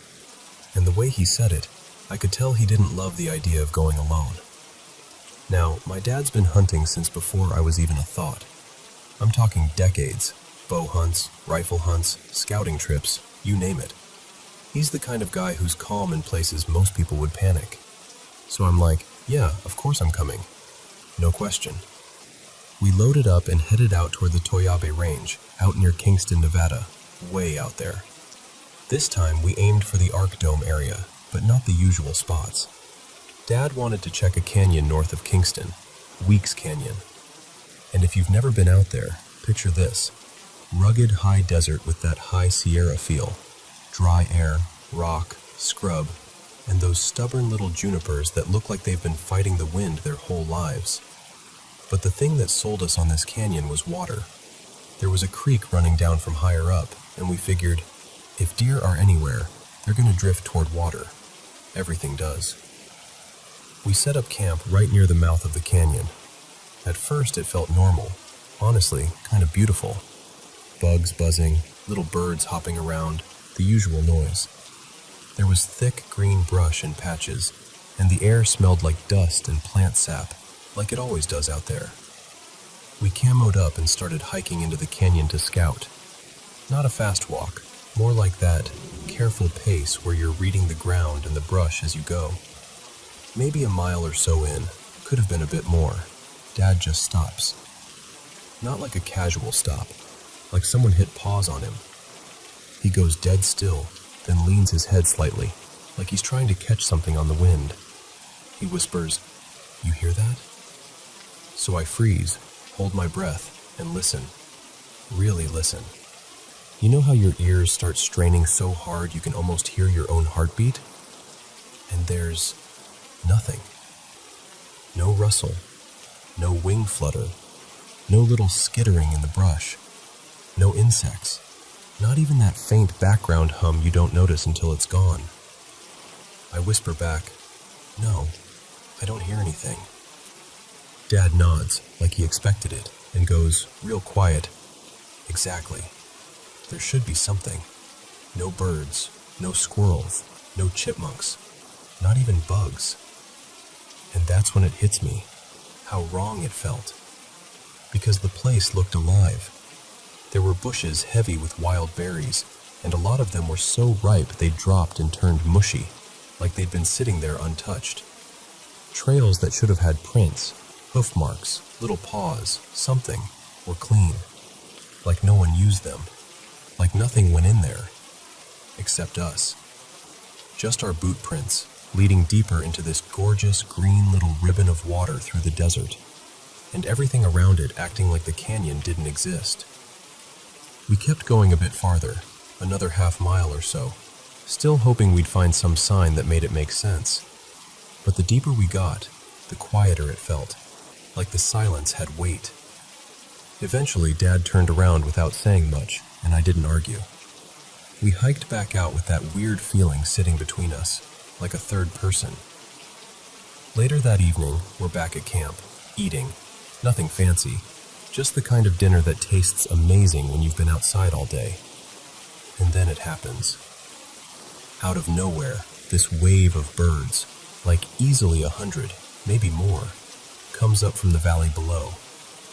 It's loud for a second, wings and calls and movement, and then they settle into the brush near camp like they own the place. They landed around us, in the flats, near the dusty open ground, anywhere but that creek, any direction but Weeks Canyon. Dad and I just kind of sat there, looking at each other over our food, and neither of us wanted to be the first to say it out loud. That's not normal. We talked a little, tried to rationalize it. Wind patterns, pressure from other hunters, predators up the canyon, anything. But the uneasiness didn't leave. It just waited. That night I slept, but not right. I had those heavy, strange dreams you can't remember, only the feeling of them, like your brain's trying to warn you without using words. I woke up way before sunrise, 4-ish, maybe a little after. The sky was that deep pre-dawn color where everything feels unreal. Dad was already up. We were going to do a quick morning scout somewhere else. He steps out of the tent to pee, comes back in. Then I go. And listen, this is the part I have trouble explaining without sounding dramatic. But I swear to you, the second my boots hit the cold ground outside the tent, my whole body flipped into survival mode. It felt like eyes were on me. Not little eyes. Not the, oh, there might be a rabbit nearby kind of feeling. Big. Focused. Like something was watching from one single place, and it was locked in on me. I kept whipping my head around, scanning the dark, trying to find a shape, a movement, anything. And I realized my hands were shaking because my brain was screaming, "Get back inside." I don't even remember finishing. I just hustled back into the tent like a kid, zipped it behind me, and sat down hard without saying a word. Dad didn't even ask what was wrong. He just says quietly, "You feel it too, huh?" And I look at him, and my voice comes out smaller than I wanted. "Yeah, something's out there." He cuts me off, really sharp for him, and says, "It's not normal." And man, hearing that come from my dad rattled me more than the feeling itself.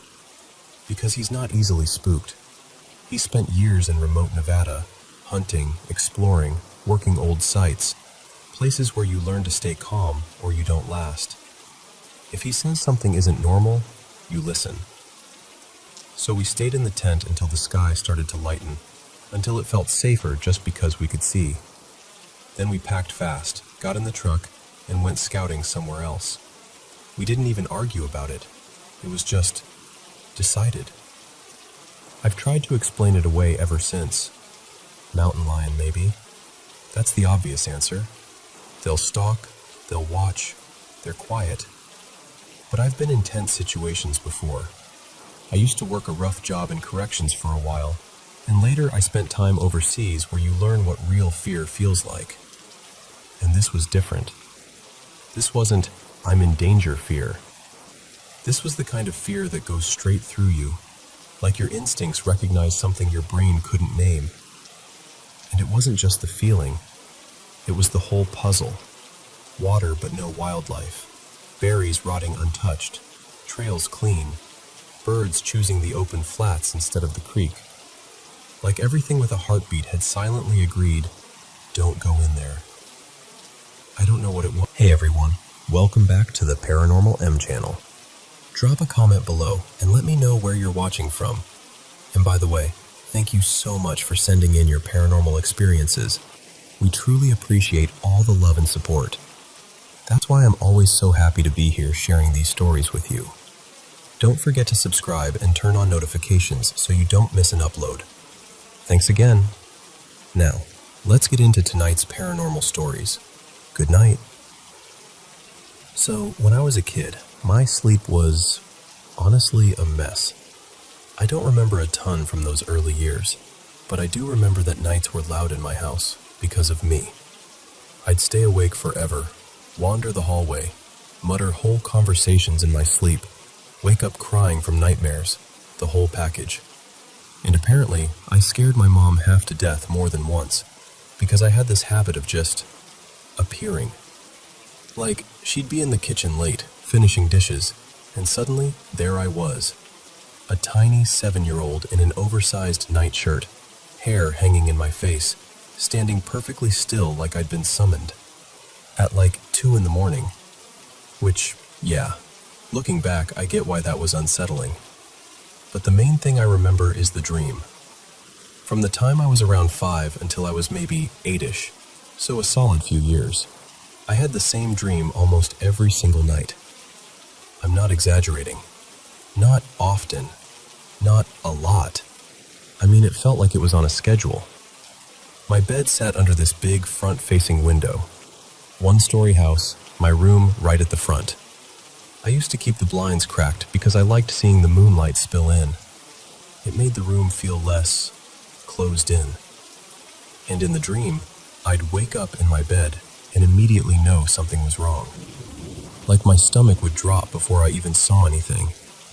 Because outside my window, There it was. Not an animal, not a shadow, not a person. It was shaped kind of like a person, but way too tall. Tall enough that most of its body filled the window frame. Its skin was this weird, sickly color, like gray with a faint greenish tint. And it didn't have clothes on, just this smooth, bare body pressed up close to the glass.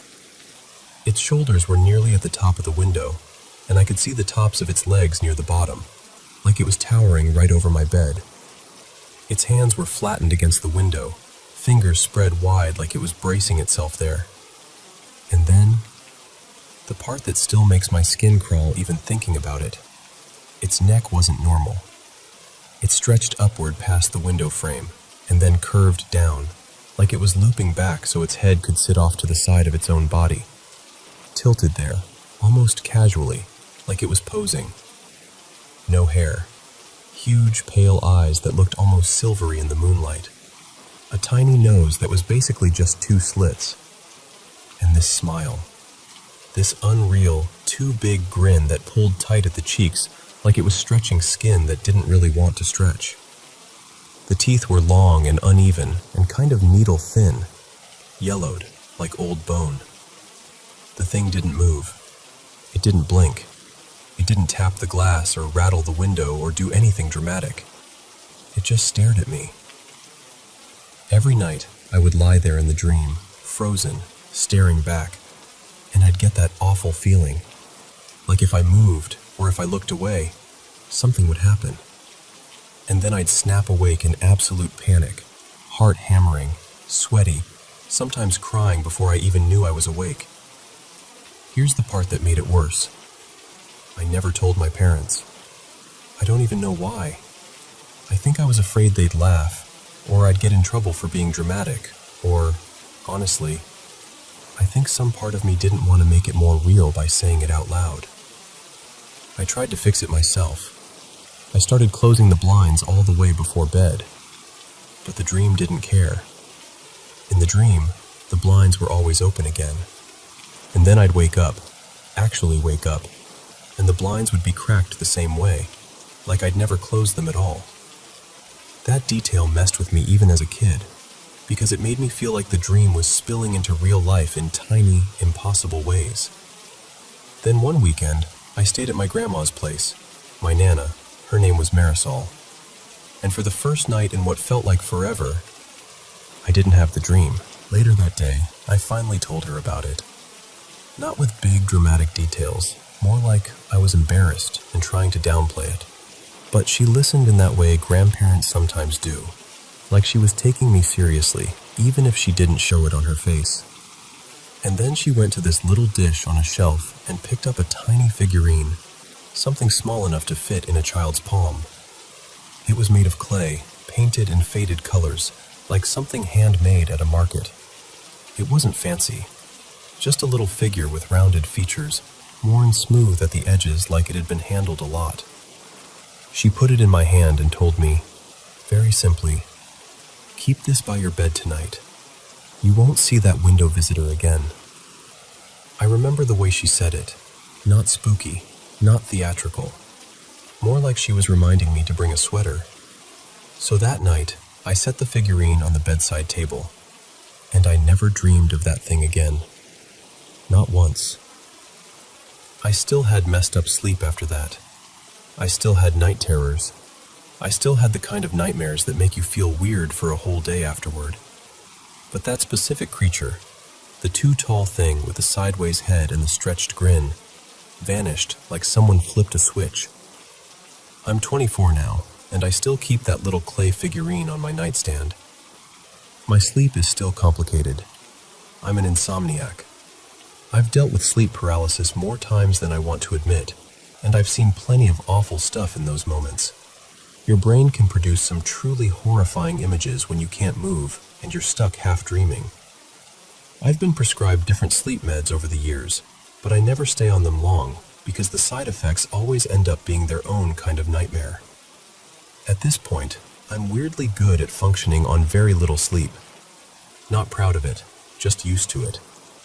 But even with all of that, with all the other sleep-related weirdness I've had as an adult, I have never seen that creature again. And the wild thing is, those dreams are the clearest memories I have from my childhood. I can picture it perfectly. I can remember exactly what it felt like to lie there, stiff as a board, staring through the sliver of moonlight between my curtains. Mine were blue, with little stars on them, and feeling the silence like pressure on my ears. Just me, the window, and that thing not moving at all. I don't open my blinds at night anymore. I just don't. And I'm not even someone who goes around believing in the supernatural. I'm the type who hears a paranormal story and immediately starts thinking, okay, but was there black mold? Was there sleep deprivation? Is there a gas leak? I'm always looking for the normal explanation first. But this is the one thing I can't fully file away as just a dream. Because it happened too consistently, for too long, with too many little details that felt fixed. Like it wasn't my imagination remixing itself night to night. It was the same scene, the same presence, the same staring, like it was waiting for me. I don't know what it was. I'm not claiming it was some monster outside my childhood window. I just know it didn't feel like something ordinary. And honestly, even now, if I ever catch myself thinking, it was probably nothing, my hand still reaches over, almost automatically, to make sure that little clay figurine is right where it belongs.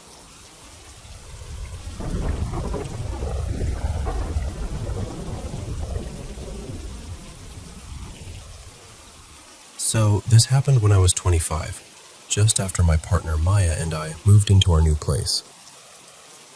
And I should probably admit up front, I've had enough weird, paranormal-ish moments in different homes that I've kind of stopped being surprised when a house feels off. At this point, I've genuinely wondered if it's the buildings, or if it's just me bringing the strange along like extra luggage. But there's one detail that made this hit harder. I've always been a ridiculously deep sleeper. Like, when I was a kid, my family could have held a marching band in my room and I'd still be drooling on the pillow. Thunderstorms, sirens, didn't matter. But for some reason, movement wakes me up. Footsteps, shifts in the floor, that subtle someone is walking nearby feeling. My brain snaps right to attention. That part never changed, even as I got older. Anyway, first week in the house, maybe the second or third night, I wake up in the middle of the night to footsteps coming down the hallway. At first I'm like, Maya must be up. But I turn my head and she's right there beside me, completely out cold, breathing slow, dead asleep. So now I'm wide awake, but not fully, you know? That half-awake state where your mind is foggy, but your body is instantly tense. The footsteps keep coming, and our hallway is long, longer than it sounds like on paper. It's this narrow, dim stretch that runs from the bedroom toward the living room, and at night, it just turns into this single black tunnel. I'm staring into it, barely blinking, listening as the steps get closer and closer. Except, something doesn't add up. They sound like they're approaching the bedroom, but I'm not seeing anything. Not even a flicker of movement. No shadow shift, no shape, no change in the darkness.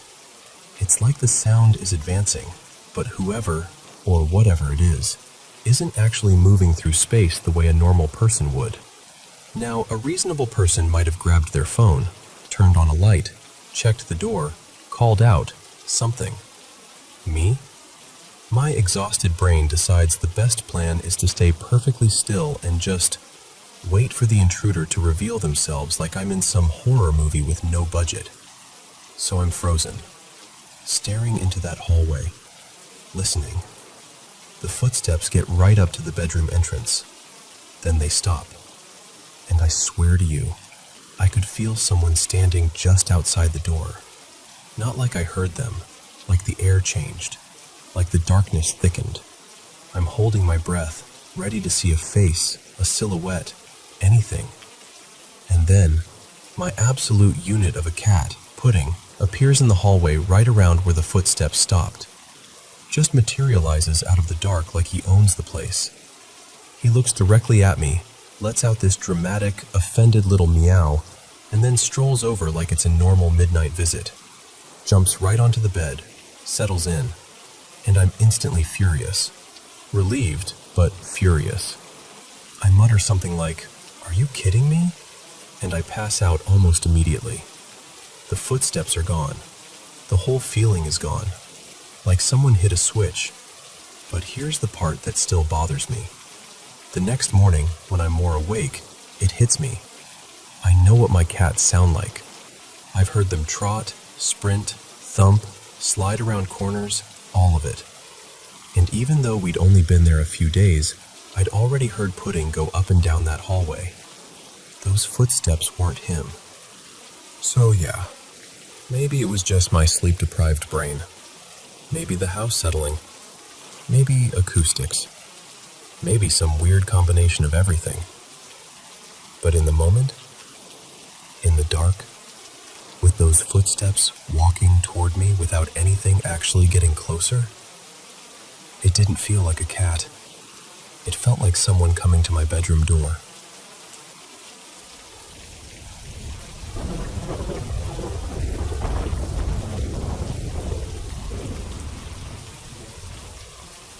Hey, so my name's Riley, and what I'm about to tell you happened a little over a decade ago. Back in 2013, my family and I were living in this quiet house out in the country. 4 bedrooms, 2 bathrooms, and a whole stretch of land that felt like it went on forever. It was one of those places that looked perfectly normal in the daylight, but at night, it carried this kind of someone's still here feeling you couldn't really explain. We weren't the first family to live there. Before us, the house belonged to a woman named Evelyn. From what my dad said, she'd bought the land years earlier and had the house built for herself and her kids, 2 boys and a daughter.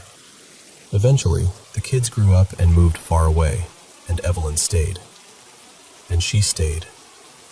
Even when she got older. Even when she got sick.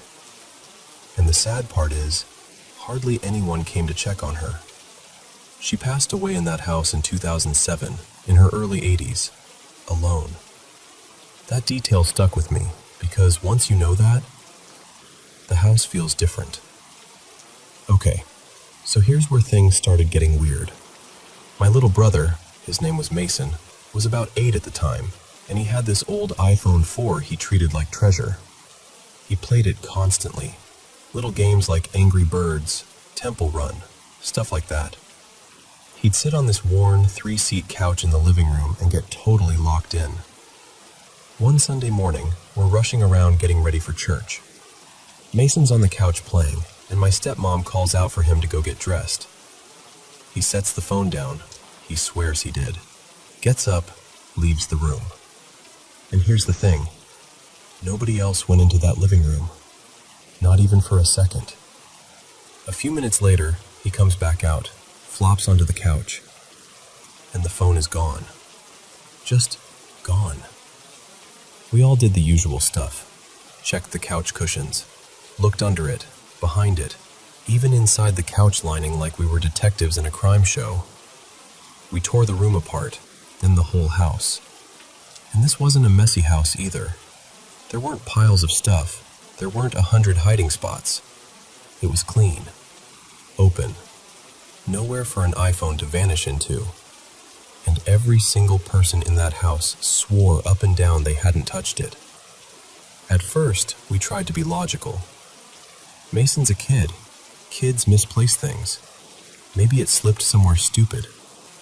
So we gave up for the day, went to church, and figured it would show up eventually. Except it didn't. Not that day, not the next day, not even that week. Weeks passed. Then one Sunday, we come home from church again.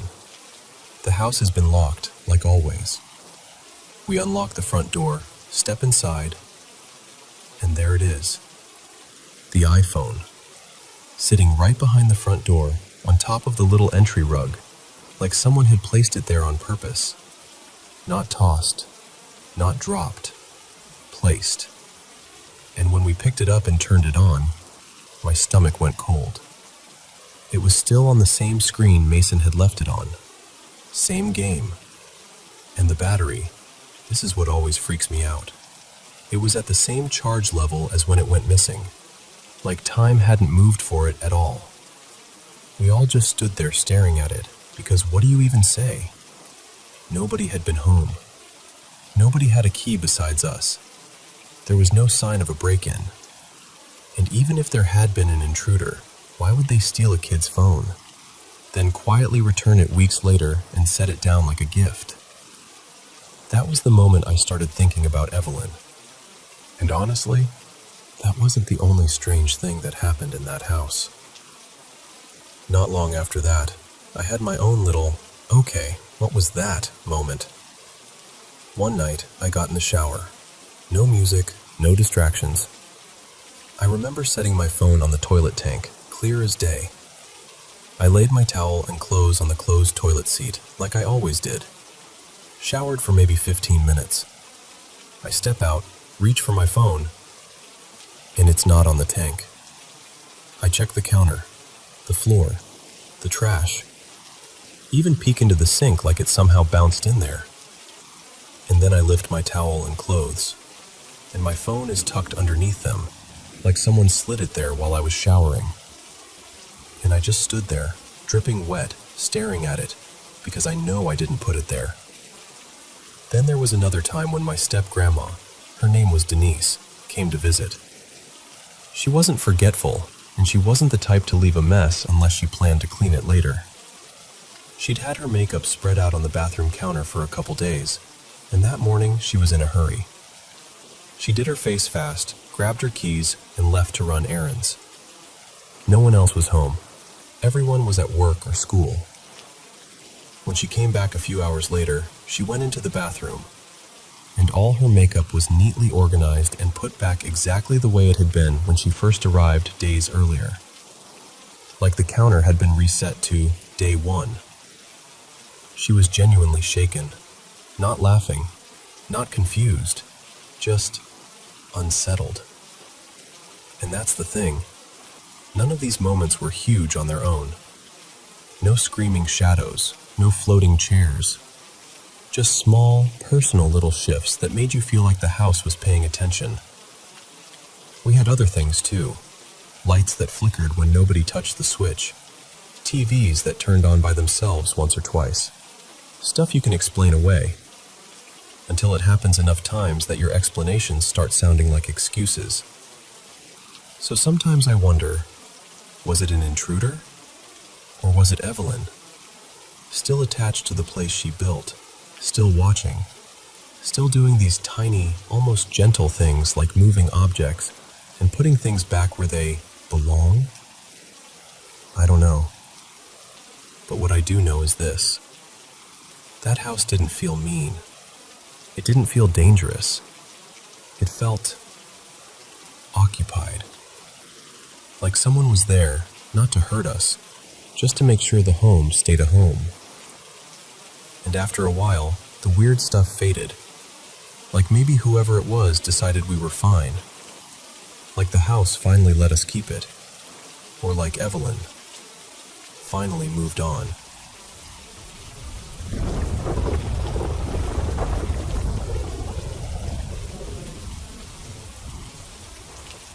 Hey, so I'm gonna tell you this the way I'd tell a friend, because that's honestly how it feels.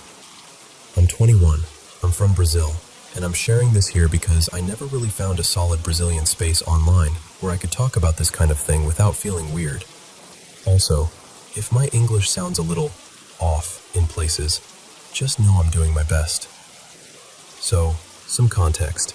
I didn't grow up in a super religious home. Like, God existed in the background, but it wasn't the center of our lives. Then when I was a teenager, my mom started changing. Not in a dramatic, joining a church every Sunday way. More like, she got serious. She began reading the Bible a lot, talking about God with this new intensity, becoming really careful about what she said and did. God-fearing, you know? And I got pulled into that too. Not because I was eager, more because I wanted to make her happy, and, honestly, because a part of me thought maybe it would help me. So I studied the Bible. I tried.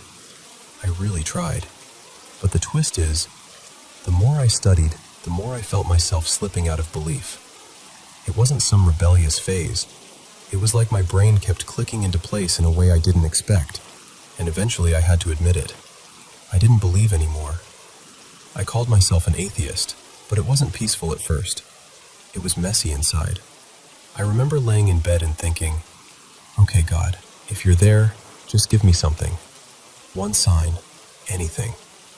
And I waited, and nothing happened. Fast forward a few years. I was 19, and I started dating this girl. Let's call her Luana. I fell for her hard, like embarrassingly hard. And she was religious, but not in the usual way people imagine.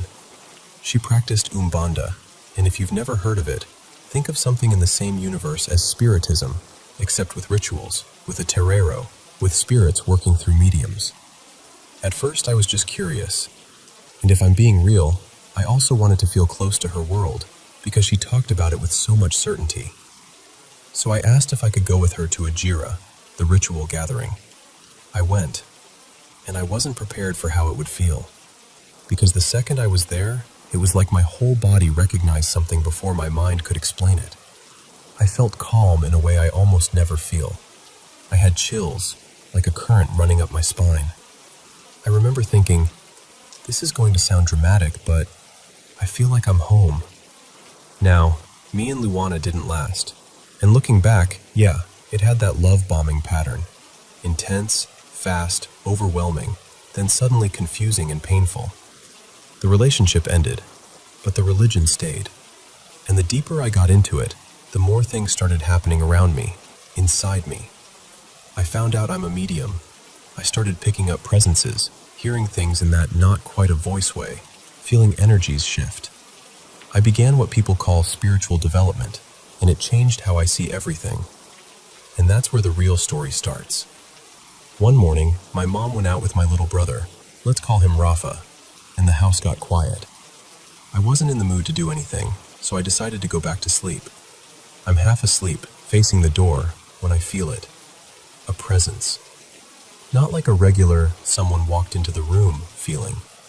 This was different, dense, heavy, like the air had thickened. My first instinct was to rationalize it. I told myself, it's probably my mom grabbing something. I kept my eyes closed because I was still sleepy, and I didn't want to deal with life yet, you know? But the feeling didn't pass. It got closer. And I remember thinking, still with my eyes shut, okay, why does this feel so wrong? And then, it did something. This is the part that makes my skin crawl even now. It felt like it leaned forward, like it was trying to see my face, like it was checking me. And then the mattress dipped, like a knee or a hand or something had pressed down on the edge of the bed. That's when the fear hit my chest like a weight. I didn't open my eyes. I couldn't. My body went into that frozen state where your brain is screaming but your muscles won't cooperate. All I could do was pray in my head. Not to a Christian God, but to my guides. Like, please, help me, right now. And it got worse before it got better. Because the presence felt like it lifted, like it was hovering above me. Not fully touching, but close enough that I could feel it in the air, in my skin. And the strangest detail is, it felt feminine. Not in a comforting way, just feminine, heavy, quiet, watching. It felt like forever, but it was probably seconds. And then, gone. Just like that. Like someone switched the room back on. The air cleared. The pressure vanished. And I just laid there, still afraid to move, listening to my own breathing like it was the only proof I was still alone. Later, at the next jira, I worked up the courage to ask the entity who leads our house what that could have been. I expected to hear something scary, but she told me, very calmly, that it was likely my spirit guides, that visits can happen when you're developing, and that it's not uncommon for perception to be messy at first, like your sensitivity is opening, but your mind still interprets it in the most terrifying way possible. And honestly, since then, I've seen and felt a lot more. Enough that I can't just write it off as imagination.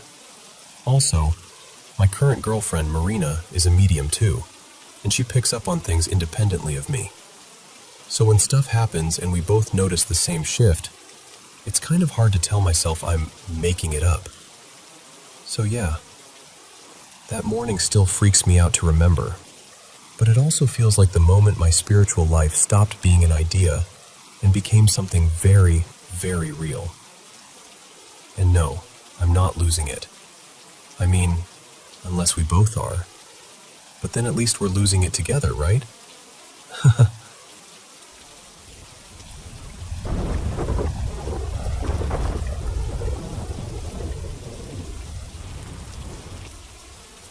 Okay, so I'm gonna tell you something that still gives me chills.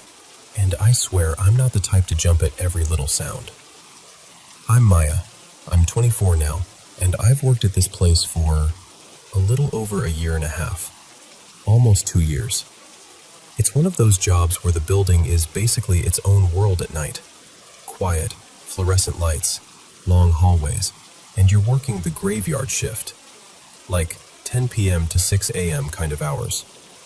When I first started, I felt totally fine there.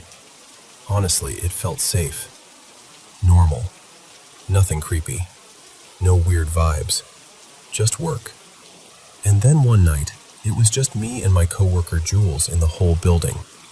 Like, just us. No officers walking around inside, nobody in the offices. We're sitting there doing our thing, and out of nowhere we hear this violent slam, like a door getting thrown shut. And not a little door. I'm talking one of those huge metal doors that you have to really yank and slam for it to latch. Jules and I just froze. We looked at each other like, did you hear that?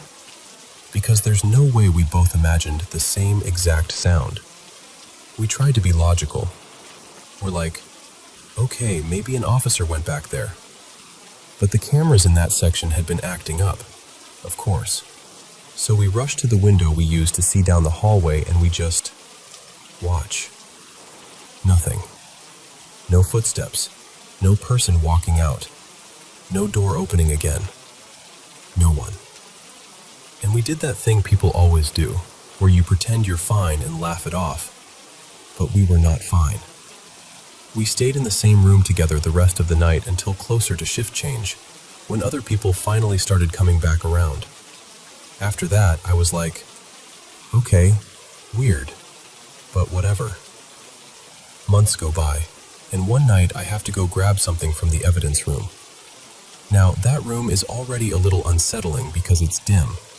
Like, there are lights, but it's not bright. It's that kind of lighting where you can see where you're going, but shadows still feel alive.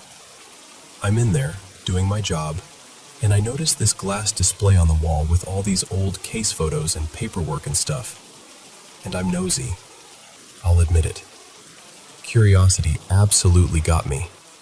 So I pulled out my phone and used the flashlight to look closer at the photos behind the glass. And it was one of those moments where you're fascinated, but also you feel like you're doing something you're not supposed to do. Like you're crossing an invisible line.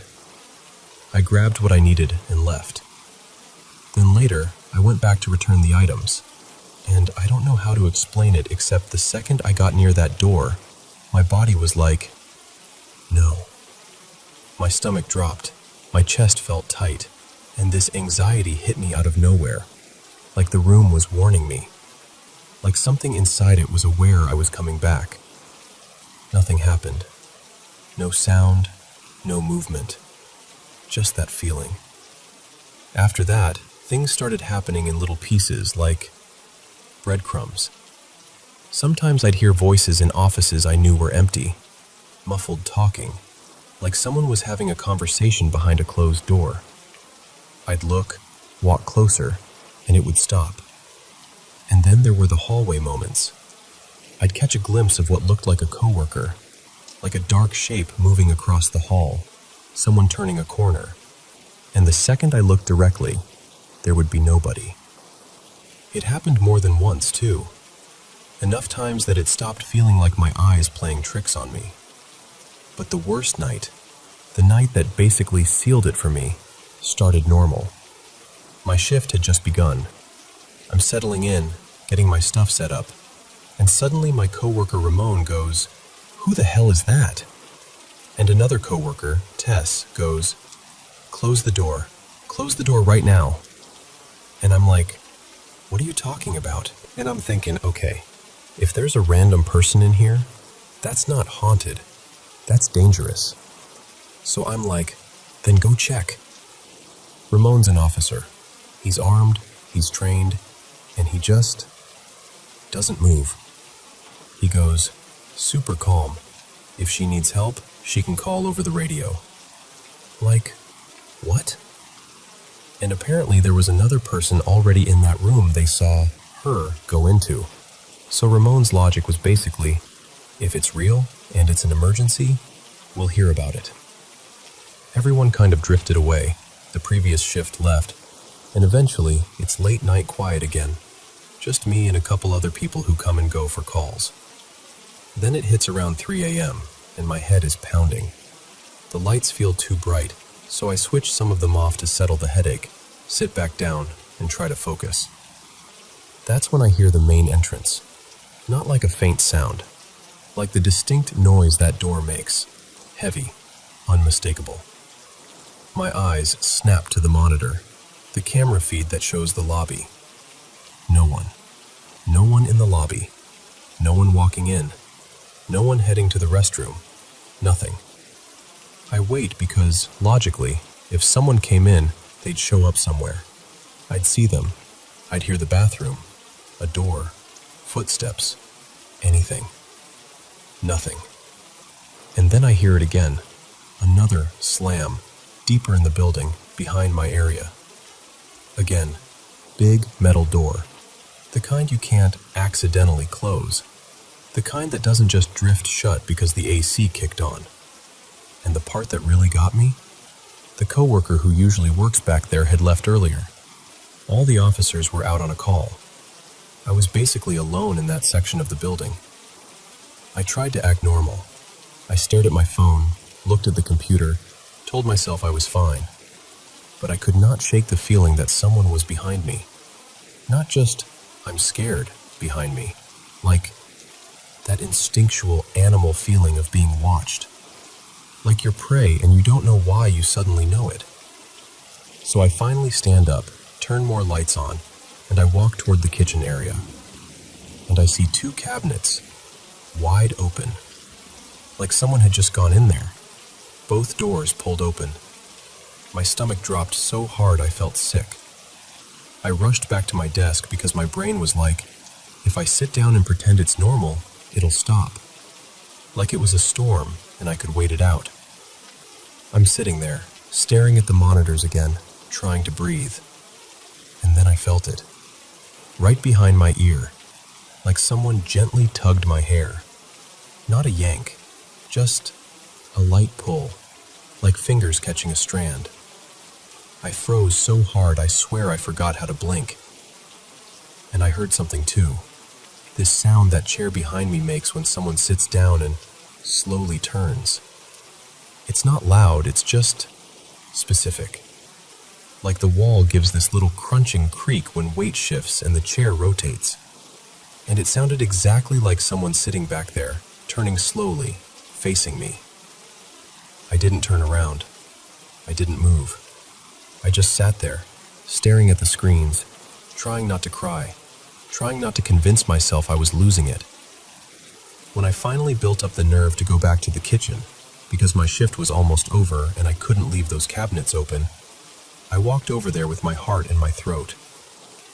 And the cabinets were closed. Both of them. Like I'd imagined the whole thing. Except I know what I saw. I had maybe 20 minutes left in my shift, and I did not tough it out.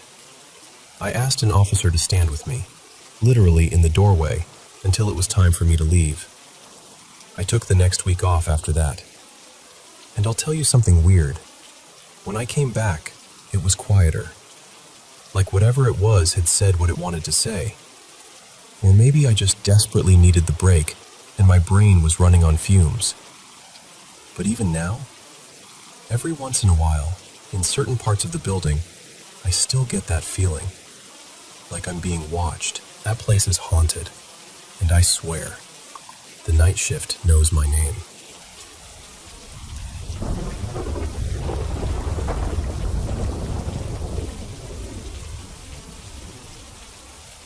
So, let me start from the beginning, because I swear this sounds like something you'd hear on a podcast and roll your eyes at, until it's your life. The guy who owned our place before us, he was a pastor. Really nice, polite, the whole deal. When we were signing everything, he asked if we wanted to keep some of the decorations he put up. We were like, sure, why not? Saves us the trouble. What I didn't realize is that some decorations meant crosses. Everywhere. Like, not one or two. More like a dozen, scattered through the house like someone was keeping count. One of the guest bedrooms had 6 of them just on its own, and that's where my partner, Maya, finally drew the line. She took them down and packed them away, and I remember laughing and saying, okay, yeah, that's a bit much. And I'm not saying these things are connected. I'm not saying it either. But right after that, this place became a full-on money pit. Like pipes, wiring, some mystery leak that showed up out of nowhere. Just one thing after another. It added up fast. I kept telling myself it was just bad timing, but in the back of my mind, I couldn't help thinking, man, what if we offended something? We moved in about 10 months ago, and the layout is kind of weird. Our main bedroom is on one end of the house, and the other bedrooms are down the hall on the opposite side. It's not a huge place, but it's separated enough that the far side feels different. Like the air changes over there. And then came those 3 nights. 3 nights in a row, I crashed in one of the rooms on that other side. Not for any dramatic reason, just fell asleep there watching something, or I didn't want to wake Maya up, that kind of thing.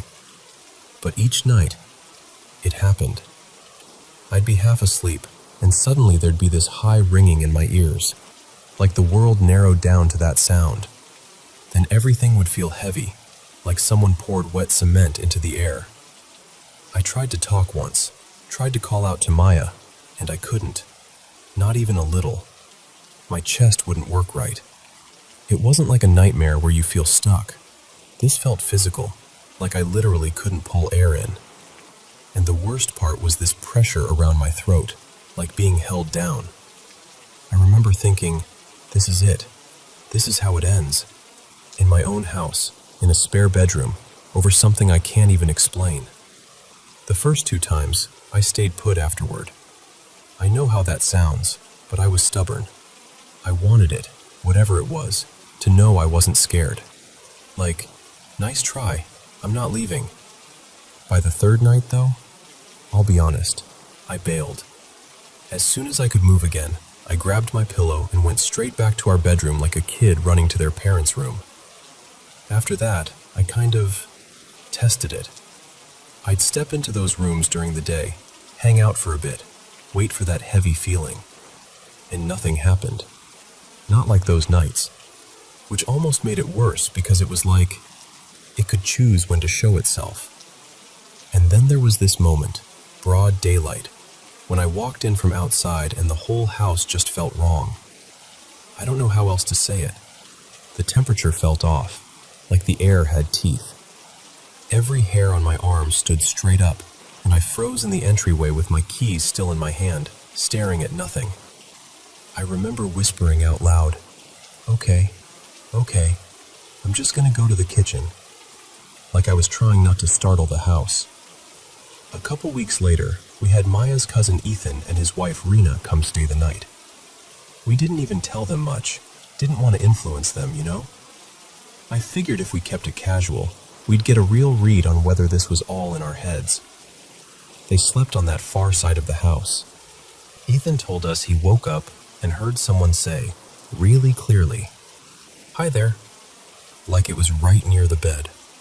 He thought it was Maya messing with him, until he remembered she was at the other end of the house. Then later, Rena, completely separate incident, said she heard, "What are you doing?"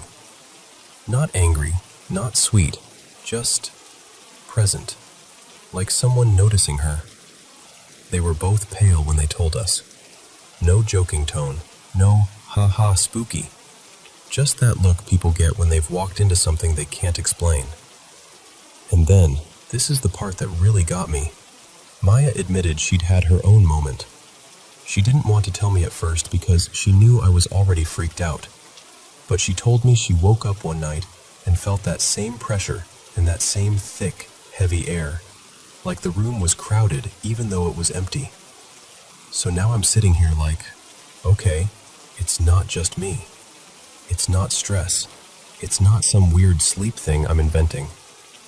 I know the obvious answer is, get someone to bless the place. I know that. But here's my honest fear. What if that makes it worse? What if whatever's here takes it as a challenge? Like we're trying to push it out, and it pushes back harder.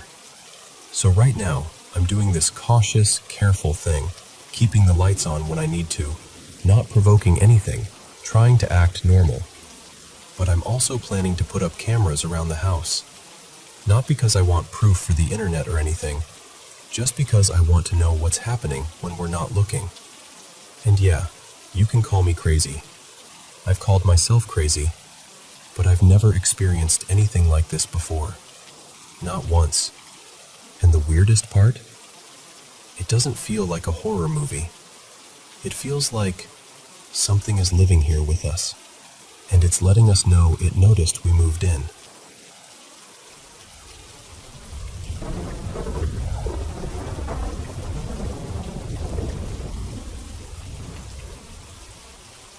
So, this happened back in the summer of 2015, during the school holidays.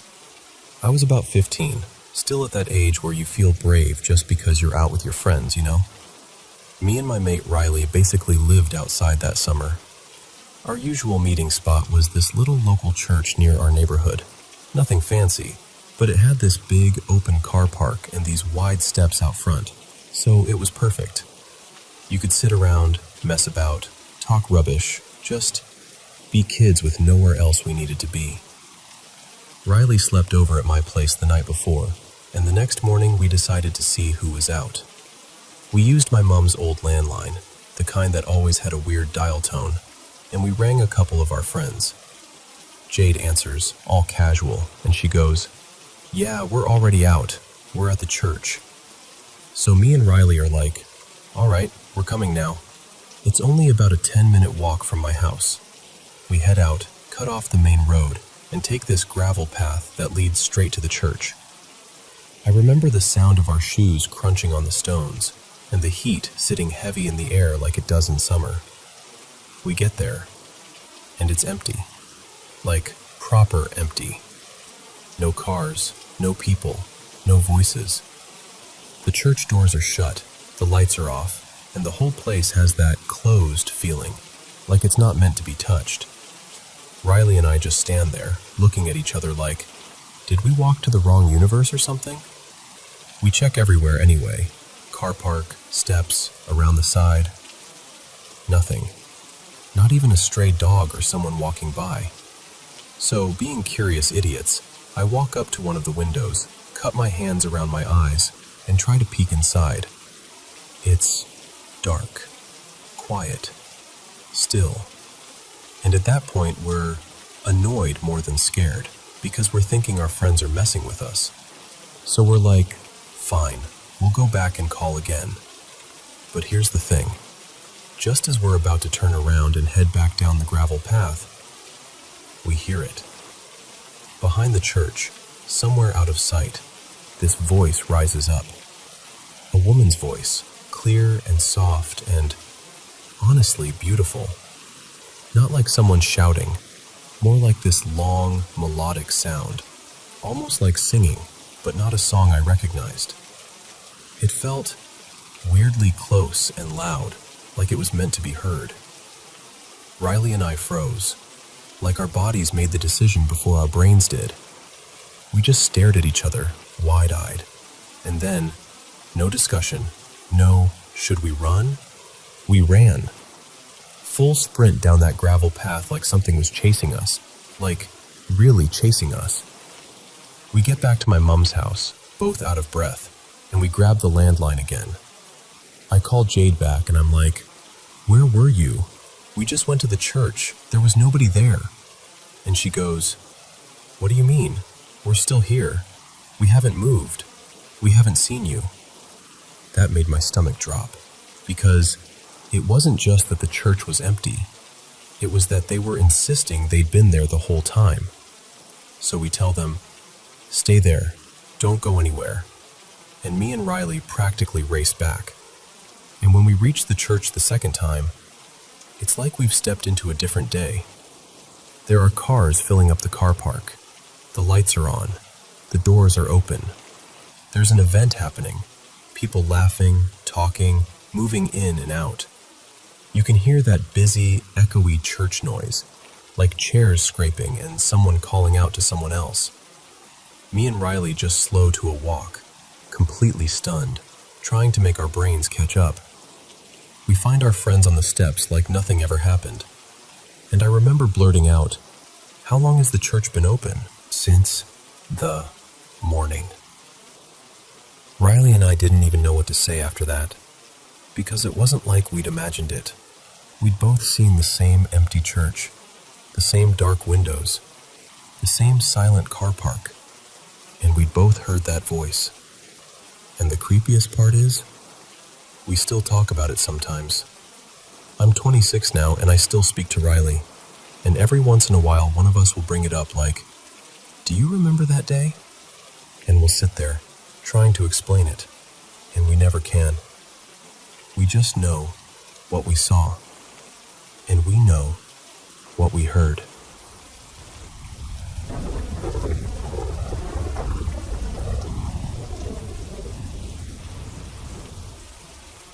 So, okay. This is one of those stories where I still don't have a neat explanation, and I'm not trying to convince anyone of anything.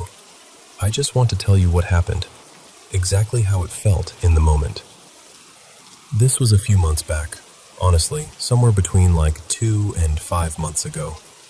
I'm in North Carolina, and it was one of those evenings where it's not super late, but it's dark enough that the windows feel like black mirrors. Everyone in my house was home, my mom, my stepdad, and my sister, but we were all doing our own thing. I remember my mom had some show absolutely booming upstairs, like full volume, you know? And I was downstairs alone, just doing a very normal, boring thing. I threw a frozen meal in the microwave because I didn't feel like cooking. We have 4 dogs. 2 of them are basically glued to my parents most of the time. They're spoiled and they know it. That night, I noticed 2 of the dogs weren't upstairs where they usually are. I saw them downstairs instead, kind of hovering and looking at me like, "Well, are we going out or not?" So I did the usual little phrase they understand, something like, "Want to go outside?" And they immediately perked up, tails going, all excited like it was the best idea anyone had ever had. I opened the back door and let those 2 dogs out. Now, my backyard is set up where you've got a small porch area, and then the yard slopes down pretty far. So once the dogs trot past the edge of the porch, you usually can't see them anymore. They'll do their business down the slope, sniff around, and eventually come back up when they're done. Sometimes you have to call them because they get distracted. So the microwave finishes, I grab my food, and I realize it's been a little while. Like 5 minutes, maybe closer to 7. And I'm standing there with my dinner thinking, seriously? Please come back inside. I just want to eat and go back to my room. We have a light by the back door, and the way it works is the yard beyond it is basically just darkness. So I'm waiting for them to appear out of the shadows into that little circle of light, like they usually do. While I'm waiting, I sit at the kitchen table because it's right next to the glass door. I start eating, half watching the yard, half just zoning out. Then something happens that I remember so clearly because it's like the whole house shifted.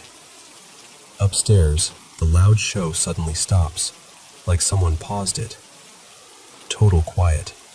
And a second later, I hear my stepdad open his door, and then I hear pause. A lot of pause. I look toward the stairs and all 4 dogs come barreling down, like full excitement mode, running ahead of him, basically tripping over each other, acting like they urgently need to go outside. All 4. I just froze with my fork halfway to my mouth, because I had just let 2 dogs outside. I saw them. I watched them go into the yard. I waited for them to come back. I was annoyed at them for taking so long. But now I'm looking at the staircase and I can see all 4 dogs, as clear as day, crowding around my stepdad as he comes downstairs. No missing dogs. No, oh, one of them was outside already. No, all 4 were indoors, right there, and they're acting like they haven't been out yet. And then he walks right past me, like nothing weird is happening, and opens the back door and lets all 4 dogs out, right in front of me. I don't even think I said anything. I think my brain just stalled out, like it couldn't decide what reality it was in, because the only thought I could land on was, what did I let outside? And the creepy part is, once that thought hit, everything else suddenly felt worse. Like, of course whatever I let out didn't come back. That would explain why I sat there waiting and never saw anything return to the door. I'm into spooky stuff. I watch paranormal videos sometimes. I think it's interesting, but I'm also pretty skeptical. I'm not someone who's constantly seeing ghosts in the corner of my eye or anything. And I don't drink, I don't do drugs. I wasn't sleep deprived or in some weird state. It was just a normal evening. But I swear to you, I let out 2 dogs. And I swear to you, a few minutes later, those same dogs were upstairs and came running down with the other 2 like they'd never gone out at all. I told my sister later and she basically laughed and told me I was being dramatic. My parents thought it was funny in a creepy campfire story way, but nobody really took it seriously. And honestly, I'm not saying it was a shapeshifter or a spirit or anything like that. I'm just saying I don't have an explanation that fits what I saw. So yeah, that's it. That's my weird little, not super flashy story that still makes my stomach drop when I replay it. And if you've ever had something like this happen, something small but impossible, please tell me, because I'd really like to know I'm not the only one.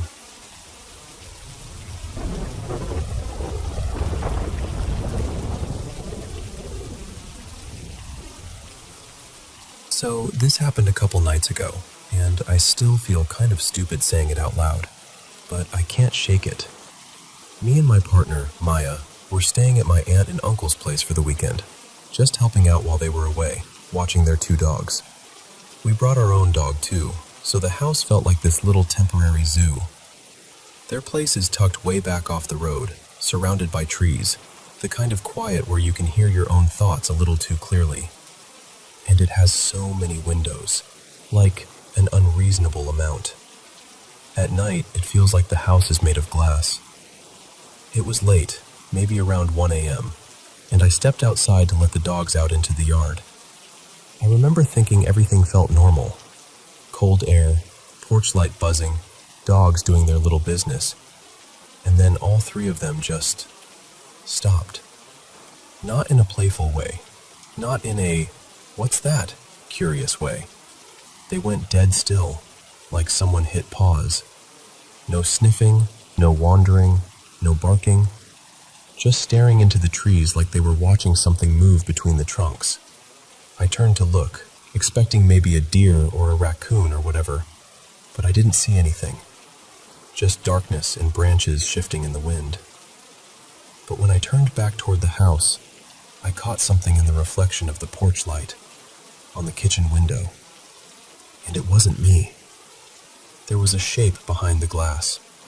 Not pressed up against it or anything dramatic, just standing there inside the kitchen, mostly swallowed by the dark.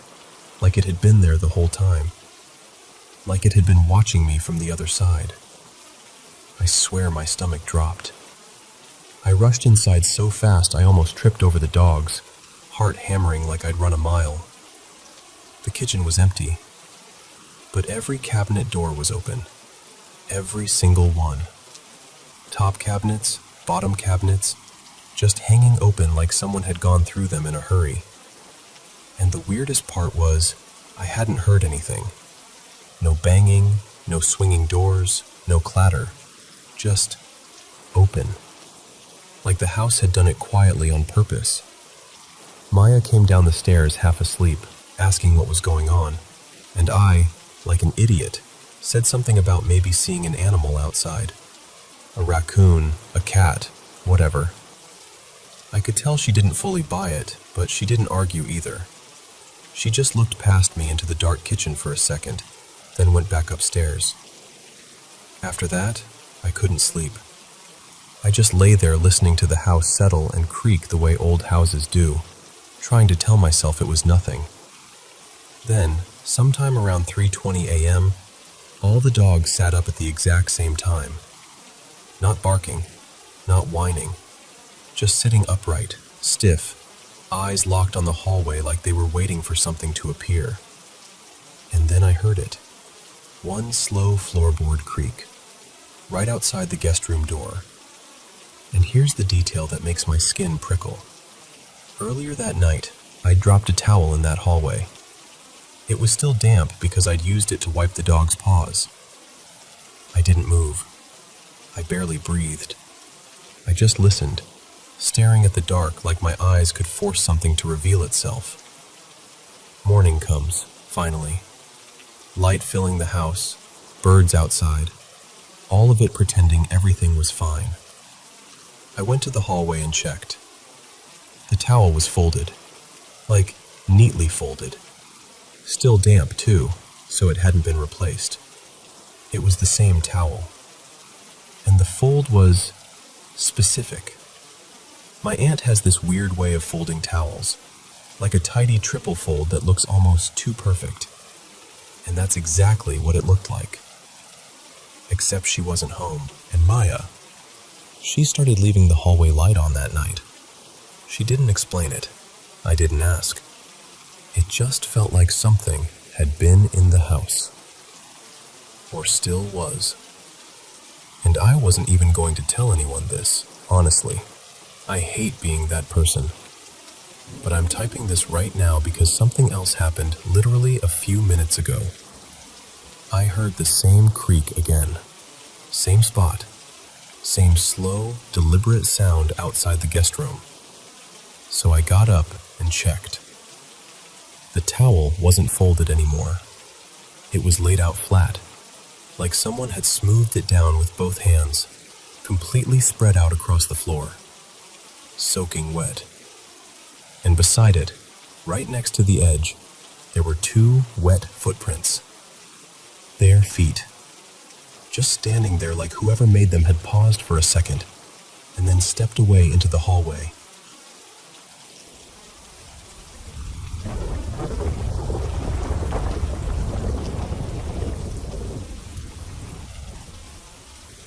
So, I don't tell this story at parties, because it's the kind of thing that makes people go quiet and glance over your shoulder. My parents split when I was little, about 4, and my mom moved us into this old house that felt like it still remembered the 1800s. It was one of those places that looked charming from the outside, but once you were in it, you couldn't shake the sense that it had rules you didn't understand. We lived there with my brother Hugo, my baby sister Lila, she was still tiny, toddler age, and my stepdad Mark. The house was bigger than anything we'd lived in before.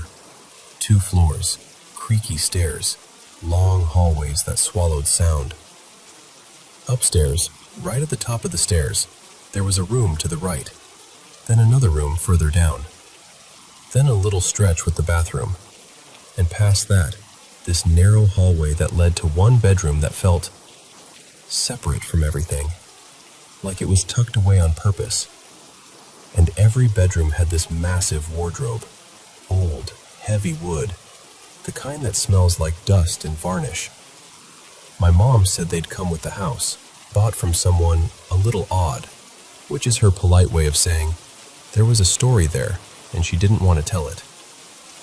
Oh, and a detail that didn't seem important until later. We found out the house used to belong to an old postman, and he died there. Peacefully, apparently. Natural causes. Still, it sat in my head like a pebble in a shoe. Anyway, let me go in order. The first thing I can't explain happened when I was 5. Hugo and I shared a big upstairs room, bunk bed, toys everywhere, and this storage space behind us that made the room feel even deeper, like it went back farther than it should. I slept on the bottom bunk. One night, I shot awake, like the kind of waking where your body knows something before your brain catches up. Cold sweat, heart sprinting, and there was pressure on me. Someone's hand over my mouth, holding me down. I couldn't breathe properly, couldn't shout, couldn't move my legs. I remember thinking, I'm small, I can't get out of this. But I panicked so hard my arm just swung. I flung it backward and hit something solid, and I heard it, this unmistakable sound of a body stumbling and hitting the floor. I screamed. My mom came running in. She was pregnant at the time, and Mark was right behind her. Lights on, chaos, Hugo waking up crying. And there was no one. No footprint, no shadow, no explanation. Just me shaking and my mom trying to calm me down with that tight voice adults use when they're scared but refusing to show it. A couple years later, 7 or 8, I moved into that far bedroom. The isolated one. The private one. Worst idea of my childhood. That room had a door that led to the attic, and for weeks I kept saying someone was trying to open my bedroom door at night. My mom thought I was having nightmares, until later, we found out there had been people squatting up there at some point. Even after that was dealt with, the room never felt normal. It had this heavy feeling, like the air was always a little too still. Friends would come over, friends who weren't religious, friends who rolled their eyes at ghost stories, and they'd step into the doorway and kind of pause, like their bodies hesitated without them choosing to. I couldn't fall asleep in silence. I always needed background noise, videos, music, anything, because the moment it got quiet, I'd hear things. Soft whispers I couldn't make out, little clicks, the kind of sound you hear when someone shifts their weight in the dark. And the worst part was the feeling, that steady, prickling certainty that I wasn't alone, even when I was. I know how that sounds, I do, but I saw it. Fingers curling around the edge of the door like someone was peeking out. The skin looked bluish, like the hand had been cold for a long time, like it didn't belong to someone living. I didn't even think. I screamed and ran so fast I almost slipped on the hallway floorboards. Another night, I woke up on my side and felt the mattress dip, like someone had laid down behind me, close enough that I could feel the warmth of a body through the blanket. I whipped around. Nothing. No one. Just this clear indentation in the bed, like something had been there a second ago and decided it didn't want to be seen. One of my mom's friends came by once. This woman named Claire who was calm about everything, the type who laughs when other people jump at loud noises. She walked up the stairs with my mom, and when they got to my door, she stopped dead, like she'd hit a wall. She stared into my room and said, "I'm not going in there. I can't. It feels wrong." Thanks, Claire. Really helpful. But the night I still replay in my head happened on a random weekday. I was trying to fall asleep, background noise low, eyes burning from exhaustion, and I heard someone start up the stairs. I relaxed at first. Mark was usually the one who came up late, and his room was right at the top of the stairs on the right. The footsteps reached the landing, and then they didn't turn into his room. They kept going, past the bathroom, down that short hallway, toward my door. Every hair on my arms lifted. I jumped up and pressed myself against the door, like my body could become a lock. My hands were shaking so hard I could barely grip the handle. And then something on the other side tapped. Not banging, not trying to break in. Just a gentle, patient tapping. Like it knew I was right there. Like it was enjoying the fact that I was listening. I cried until my throat hurt. I remember whispering, "Go away," like that would matter. No one believed me the next day. Not really. They thought I was imaginative, sensitive, dramatic. Every night after that, I'd end up at my mom's door, begging to sleep on the floor beside her bed, convinced that if I stayed in my room, whatever it was would finally decide to do something worse. Then there was the day it copied my mom's voice. I was around 10, sick enough that I stayed home while everyone else went out for a walk. Hugo had this upstairs room with a couch and a TV, so I curled up there with a YouTube video playing and a blanket pulled up to my chin. About an hour in, I heard the front door slam downstairs. Then my mom's voice, clear as anything. "We're back!" I even heard Lila giggling, that little toddler laugh that sounds like bubbles. I was sweaty and tired and didn't want to move, so I thought, I'll go down in a minute. Half an hour later, I heard it again. The front door. The same slam. My mom's voice. Same tone, same rhythm. "We're back!" My stomach turned to ice. I sat up so fast my head spun. And when I finally went downstairs, my mom was just coming in for real. Coat half off, Mark carrying bags, Lila babbling. I said, "Didn't you already come back earlier?"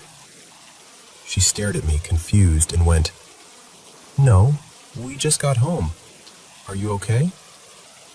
Later, she admitted that, during the walk, she'd gotten this sudden, awful feeling, like something was wrong at the house. So they'd rushed back sooner than they planned. I still think about that. About how perfectly it sounded like her. About what might have happened if I'd gone downstairs the first time. There was a tiny grocery shop right next door, and one day Mark asked me to watch Lila while he ran out for a couple minutes. Easy. She was playing in the living room while I sat nearby, half watching her, half watching TV. Across from the living room, there was this door that had been sealed shut, painted over, never used. Lila suddenly went quiet, turned her head like she'd heard someone call her. Then she stood up, walked straight to that sealed door, pointed, and said, plain as day, "Who's that man?" I swear my blood ran cold. I didn't even want to ask her what she meant. I just wanted Mark to come back. Other people noticed things too. A friend told me she heard whispering behind my wardrobe while I was asleep. Another friend was on a call with me once, and when I went downstairs to grab water, she said she heard footsteps moving around in my room. Slow, like someone pacing. We moved out after my first year of middle school. And you know what's wild? For a long time I tried to convince myself it was all stress, or nightmares, or my brain making patterns out of fear. Then, about a year ago, Hugo admitted something to me. He said he used to have constant nightmares in that house, always about an old man. The same kind of old man Lila described. He'd heard things too. Once, he even heard my voice calling him when I wasn't home. But he never said anything back then, because he didn't want to look scared. And hearing him say it, it was like something unclenched in me. Because for years, I'd carried this worry that I'd invented it all. That I'd been the weird kid who made things up. I didn't make it up. I was just terrified. And I'll tell you something that sounds small, but isn't. I still can't have a wardrobe in my room. I know it's irrational. I know it's just furniture. But every time I see one, tall, dark, doors that open into shadow, my brain goes right back to that bluish hand curling out of the wood. And I'm 10 years old again, listening to someone downstairs say, "We're back," when no one is home.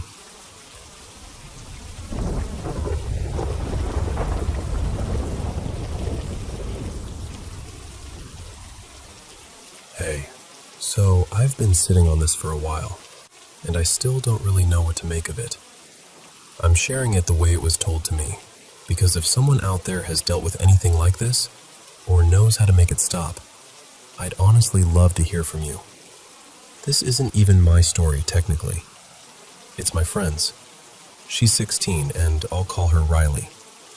I've known her forever, and she's not the type to invent things for attention. If anything, she tries to downplay stuff so nobody worries.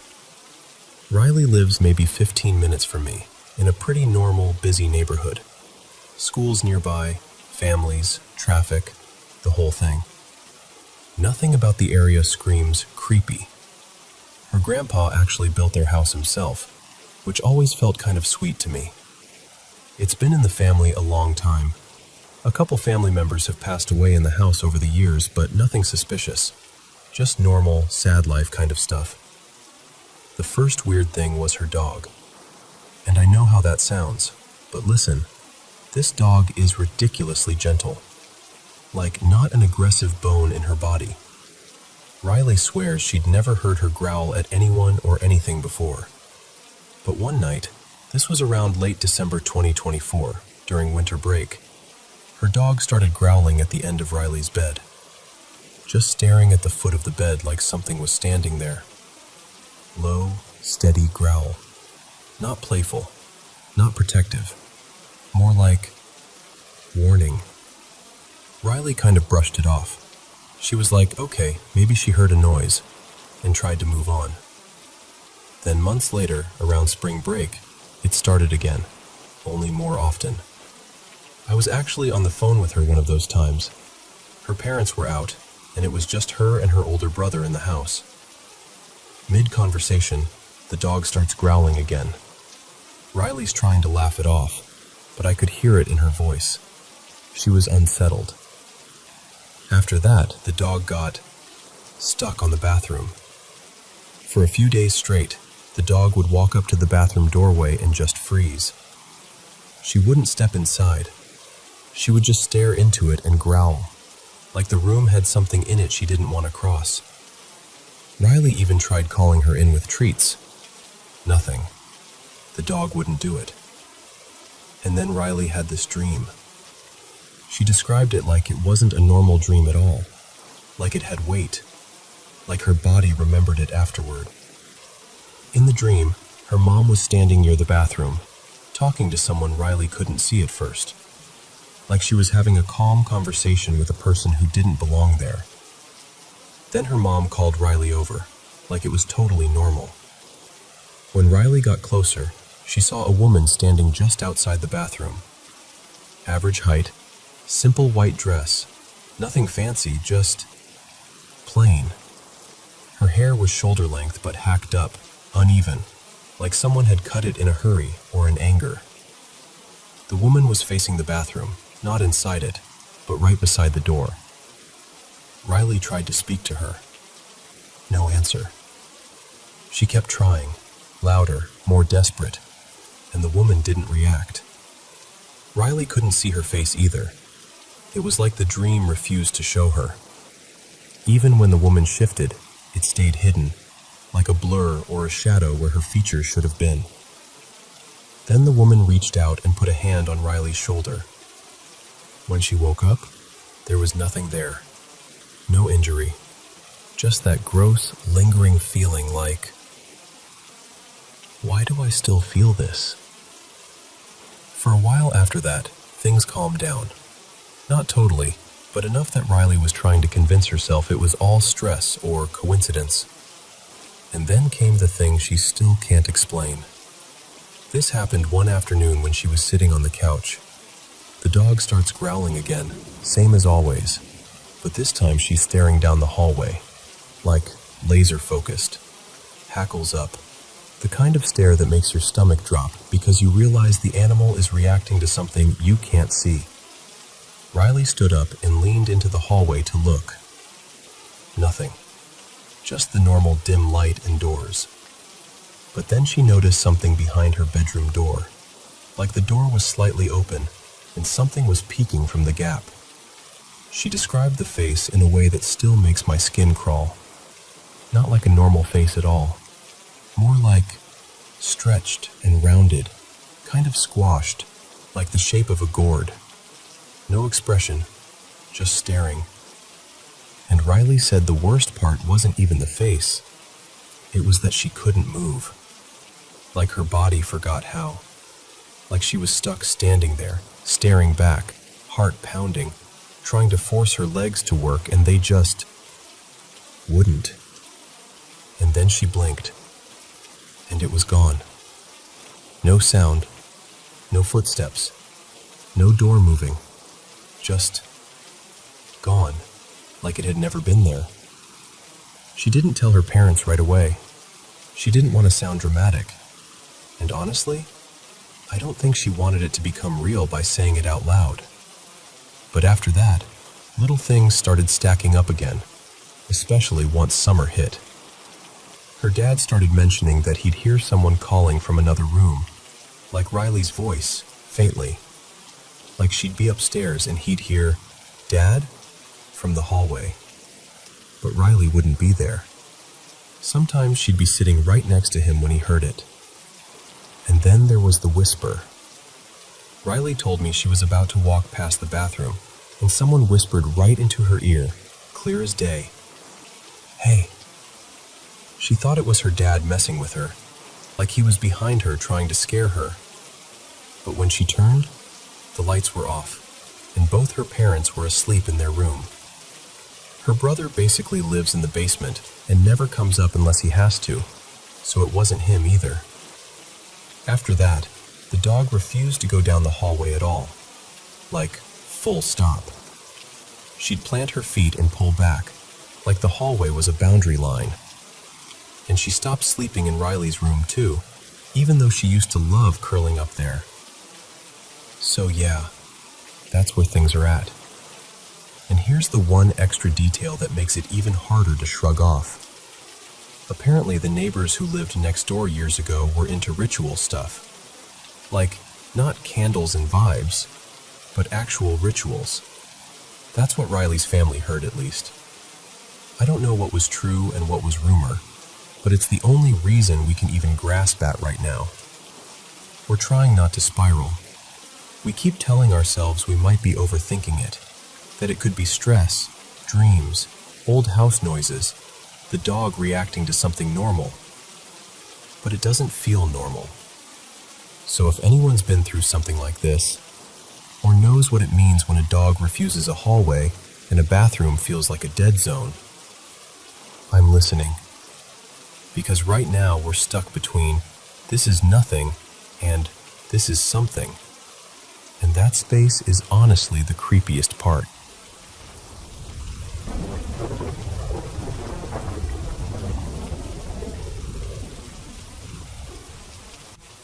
So, I've gone back and forth about telling anyone this for a long time, mostly because it sounds like something you'd hear around a campfire and roll your eyes at. Except it happened, and my family still shuts down the second I even hint at it. It was the summer of 1999, and my cousin Haruto went missing. He was 7, I was 11. We were staying at my grandparents' place out in the countryside, outside Fukui, not the city. The real quiet part where the roads are narrow and the nights are so dark you can feel them. Their house was old in that way you can't fake. Sliding paper doors, tatami rooms that smelled faintly of straw and sun-warmed wood, a little shrine corner with offerings, and fields stretching out behind the property like an endless green sheet. Past the fields there was a thin line of trees, more of a wooded strip than a forest, but enough to make the wind sound like whispering when it moved through. One afternoon, Haruto and I were playing hide-and-seek around the yard. I remember counting with my face turned toward this rusted metal water pump by the side of the house, calling out numbers way too loud, like I was daring him to be brave. He giggled, this sharp, bright laugh, and took off toward the back, shoes slapping the packed dirt. At first, it was normal. That's the thing. There wasn't any ominous feeling, no warning. Just summer air, cicadas, and the kind of boredom kids feel when they've been in the same place for too many days. Then, Time kept passing. 5 minutes. 10. 15. I stopped counting and started calling his name, thinking he was just being stubborn. I walked around the house, checked the shed, peeked behind the rice straw bundles stacked under the eaves. Nothing. My stomach got tight in that way it does when you're a kid and you realize, oh, this might actually be real. And then I found him. He was crouched near the back edge of the property, behind this low stone boundary wall that was half swallowed by weeds. He looked wrong, like the color had drained out of him. His little hands were trembling so hard his fingers kept flexing open and closed, like he didn't know what to do with them. I said his name again, soft this time, and asked what he was doing. He didn't answer right away. He just stared past me, toward the fields, toward the trees beyond them. And then he leaned in and whispered, like the words hurt to say, "She's too tall." I actually laughed at first, not because I thought it was funny, but because my brain didn't have any other place to put it. Kids make things up. Kids scare themselves. That's what I told myself. But he wouldn't stand up unless I grabbed his hand. And even then, walking back, he kept looking over his shoulder, quick little jerks of his head, like something was following us at a distance he couldn't measure. That night, my grandmother noticed immediately. She was usually gentle, always slipping us extra fruit, always smoothing our hair when she thought we were sleepy. But when she found out Haruto had gone near the back wall, near the trees, her whole face changed. It wasn't just anger, it was fear, sharp and clean, like a blade. She didn't yell for long. She went quiet. And then she made us do something I'd never experienced before.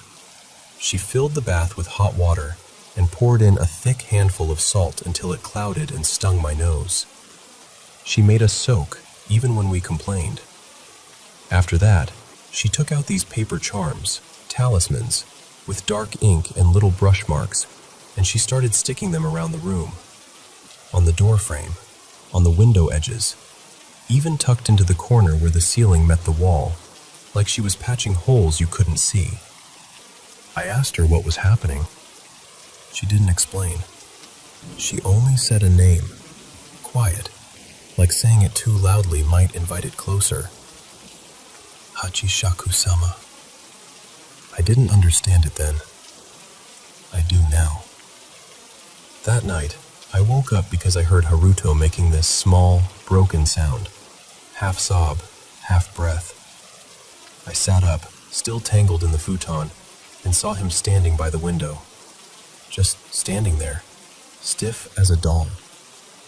I whispered his name, telling him to come back, but he didn't move. So I got up and went to pull him away, and that's when I saw it outside. At first, I thought it was the moon catching something pale, but then my eyes adjusted. There was a wide, white hat just above the hedge line, too high to make sense, and beneath it, the suggestion of a face. Not right. Not like an old woman's face, not like a mask either. It looked unfinished, like someone tried to shape features and gave up halfway through. The eyes seemed too far apart, the mouth too stretched, and the skin had this dull, empty quality, like wax that had never been warmed by a human life. And her neck was bent at an angle, like she had to tilt her head to fit under the roofline. She was watching Haruto. Not the house, not me, him. I don't remember deciding to move. I just grabbed him, harder than I meant to, and dragged him down into the futon with me. I pulled the blanket over both our heads, like that thin fabric could hide us from something that didn't belong in the world. Haruto was shaking so violently his teeth clicked. We stayed like that for, I don't know, minutes? Hours?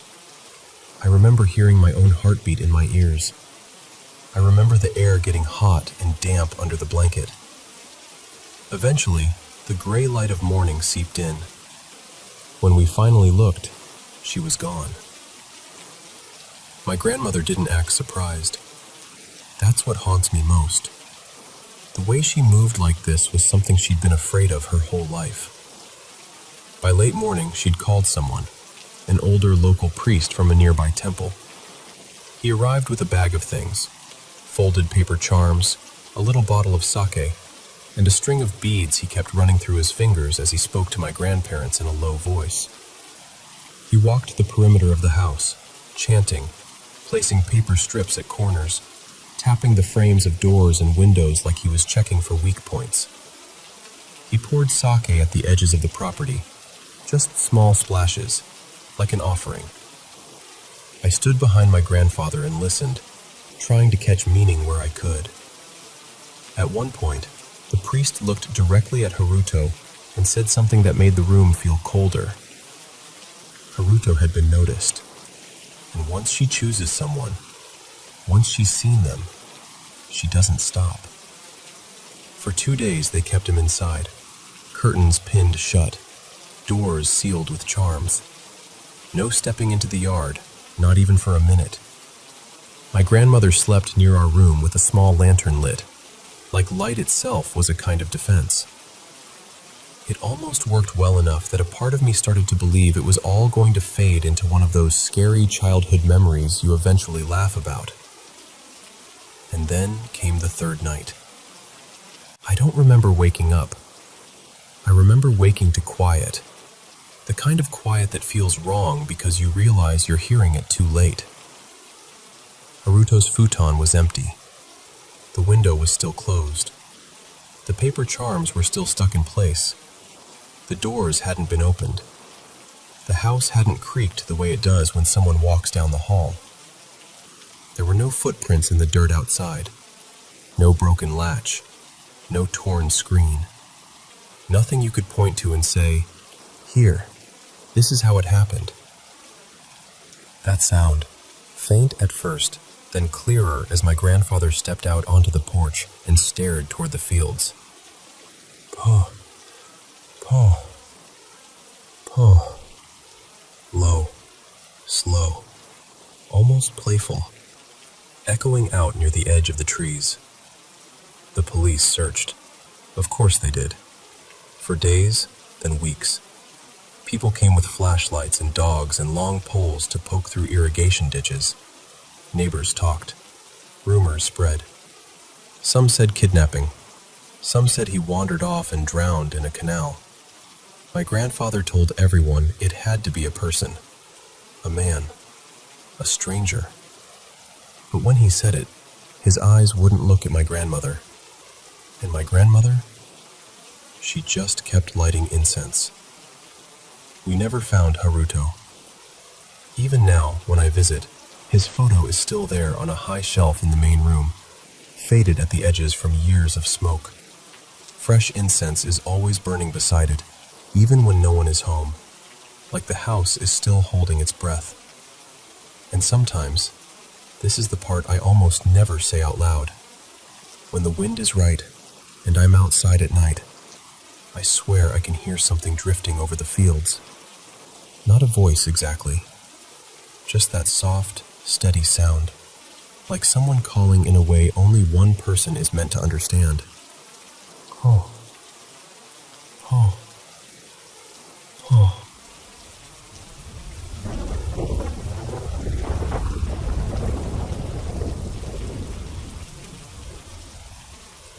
Okay, so this happened a little over a week ago, right after I moved into this tiny apartment across town. It was one of those, I just need somewhere safe to land places.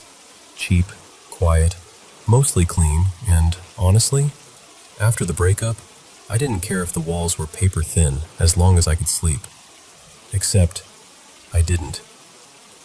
The first night, I'm lying there in the dark, and I get that feeling. You know the one. Like the air changes.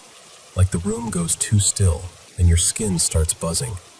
Almost like your body knows something your brain hasn't caught up to yet. I told myself I was just rattled. New place, new noises. My nerves still fried from everything that happened with Evan. So I flicked on my lamp, did a quick scan. Chair, dresser, closet door.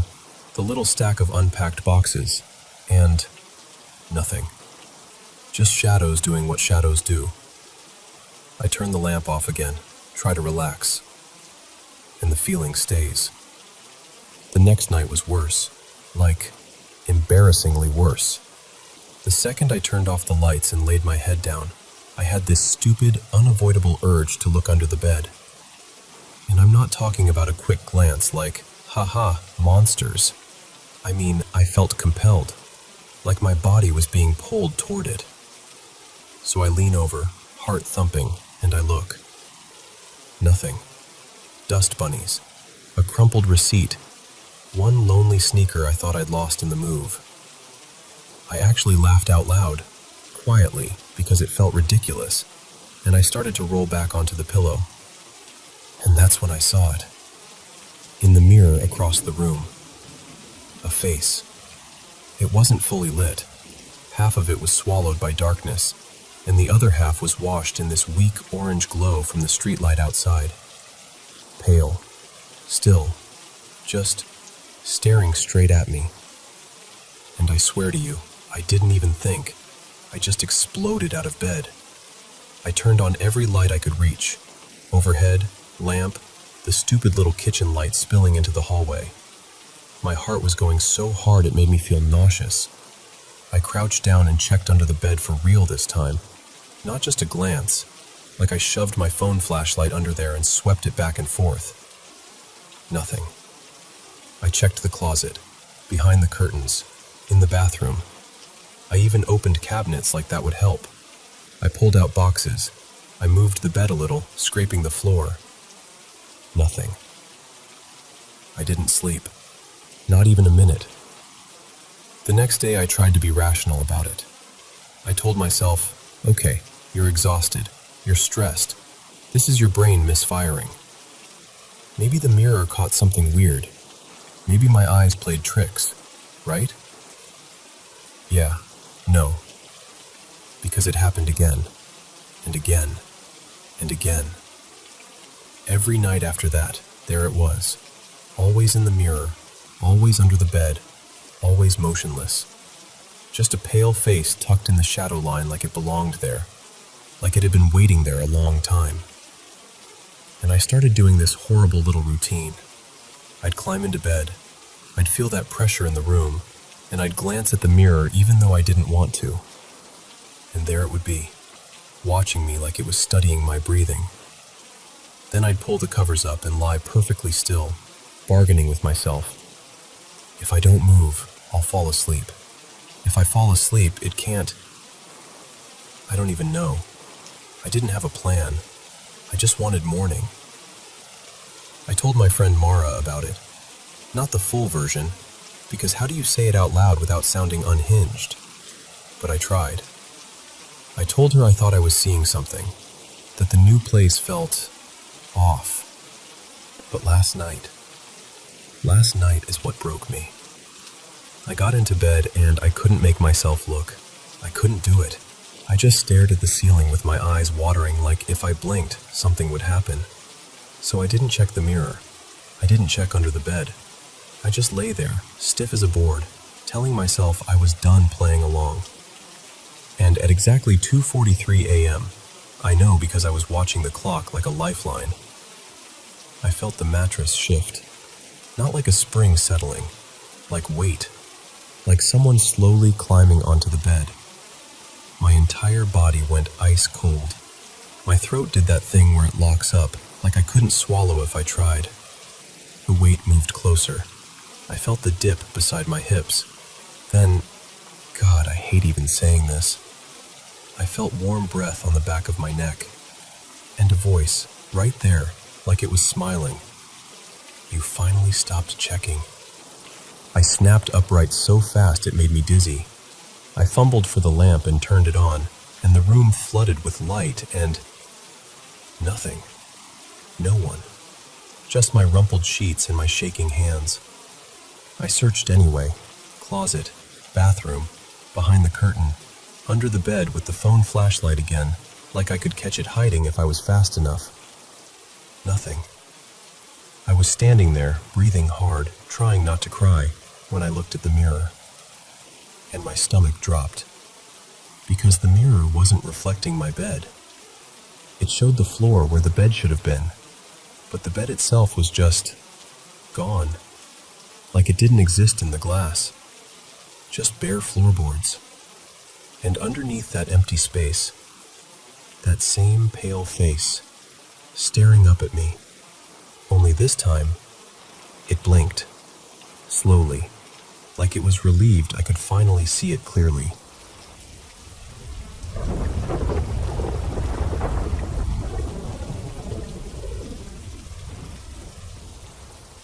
Hey, so there's a night from my childhood that I don't tell many people about, but I think about it more often than I'd like to admit. It was the summer right before 5th grade, one of those perfect, dusty golden summers where the days feel endless. We were living outside Grants Pass, Oregon, on this quiet little patch of land with fir trees, a shallow creek, and just enough space to disappear into your own adventures. My older brother, his name was Cole, and I basically lived outdoors. We'd spend all day with the kids who lived down the lane, a girl named Tessa who was a few years older, and her little brother Noah, who was my age. We did everything. Creek swims that turned your lips blue, muddy feet on the porch, riding our battered go-kart until it sputtered out, building forts out of scrap wood and arguing over whose base was better, catching salamanders in old coffee cans and swearing we'd keep them as pets, for like 12 minutes. Our house wasn't anything fancy, but I can still picture it like I'm standing there right now. There was this long hallway that connected everything, bedrooms on one side, bathroom at the end, and my parents' room kind of angled across from ours. At night, the hall always had this dim, comforting glow from a little lamp in the living room. That light made the dark feel less big. That night was just normal, a weekday. My parents did the usual routine, tuck us in, quick good night, reminder to stay in our own beds. My mom had been trying to break me of the habit of sneaking into their room when I got scared, so I promised. I remember being proud of myself, actually. Like, okay, I can do this. I'm not a baby. I fell asleep with my door cracked open, listening to the quiet of the house and the kind of country silence that feels thick and heavy. And then, sometime in the middle of the night, I heard a voice. Not loud, not harsh. Soft, like someone trying not to startle you. "Mara," it said. "Wake up." I opened my eyes, and there was a woman sitting right on the edge of my bed. At first, my brain tried to make it make sense. I thought, Mom, because who else would be in my room? But the longer I stared, the more my stomach dropped. She wasn't my mom. She looked wrong, in a way that's hard to explain without sounding dramatic. Her skin was so pale it almost looked like porcelain. She was wearing this flowing white dress, like something from an old photograph. Her hair was dark, inky black, and pinned up loosely, like she'd gotten ready in a hurry. And her lipstick was this deep, vivid red that shouldn't have stood out as much as it did, but it did. She wasn't snarling or angry. That's the strange part. Her face was calm, almost gentle, like she'd been waiting for me. She leaned in slightly and said, "Mara Grace, I need you to come with me. There's something I need to show you." And that's when the fear hit. Real fear. Not a spooky story kind. This is not right kind. My heart started going so fast I could feel it in my throat. I remember my hands going cold under the blanket. I whispered, "I can't. I'm not allowed to leave my room. My mom will get mad." She smiled, just a little, and said, "It's okay. I'll bring you right back, I promise." But something in me, some instinct I didn't even know kids had, was screaming no. So I tried to buy time. I said, "Okay, but I have to use the bathroom first."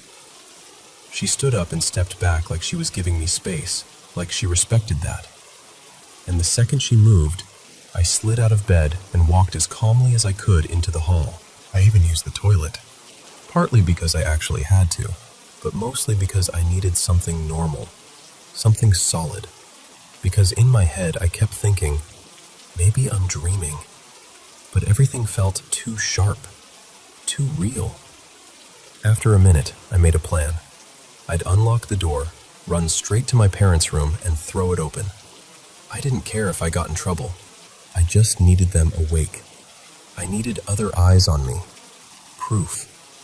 Safety. I remember taking one deep breath like I was about to jump into freezing water. Then I flung the bathroom door open and sprinted down the hallway. I was so focused on my parents' door that I didn't even look left or right. I could see the handle. I could see the thin crack of darkness under the door. And right as my hand reached for it, something grabbed me. And I know how that sounds, but I swear to you, I still remember the exact sensation. It wasn't like a normal hand. It was cold, yes, but also empty, like being clutched by air that had weight, like pressure without warmth, like the space around my arm tightened and burned all at once. I screamed. I mean, full, animal, from the bottom of your lungs screamed. In the same instant, my dad sat up in bed. I saw him through the crack as the door shifted, his silhouette, his head snapping toward the sound. And the moment his eyes hit mine, it let go. I fell forward onto the hallway floor, sobbing so hard I couldn't catch my breath. My dad yanked the bedroom door open, and my mom was right behind him, panicked and confused, trying to figure out what was happening. The woman was gone. Not fading, not walking away, just gone, like she'd never been there. Later, when I could talk, I described her. The white dress, the dark hair, the red lipstick. And I will never forget my dad's face changing, like all the color drained out of him. He said, very quietly, "Mara, that sounds like my mom." My grandmother. She died when I was a toddler. I didn't have memories of her, not real ones. But he insisted the description matched her perfectly, even down to the way she wore her hair in old pictures. And I'm telling you, I didn't know those details. I couldn't have. So yeah, that's the story. And I still don't know what to do with it. I don't know what she wanted to show me. I don't know where she wanted to take me.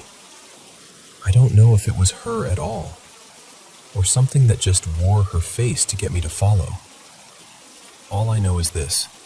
Even now, years later, the hallway in that house feels like a photograph burned into the back of my mind. And sometimes, when I'm lying awake at night, I catch myself wondering the same thing I wondered as a kid. What would have happened if I'd gone with her?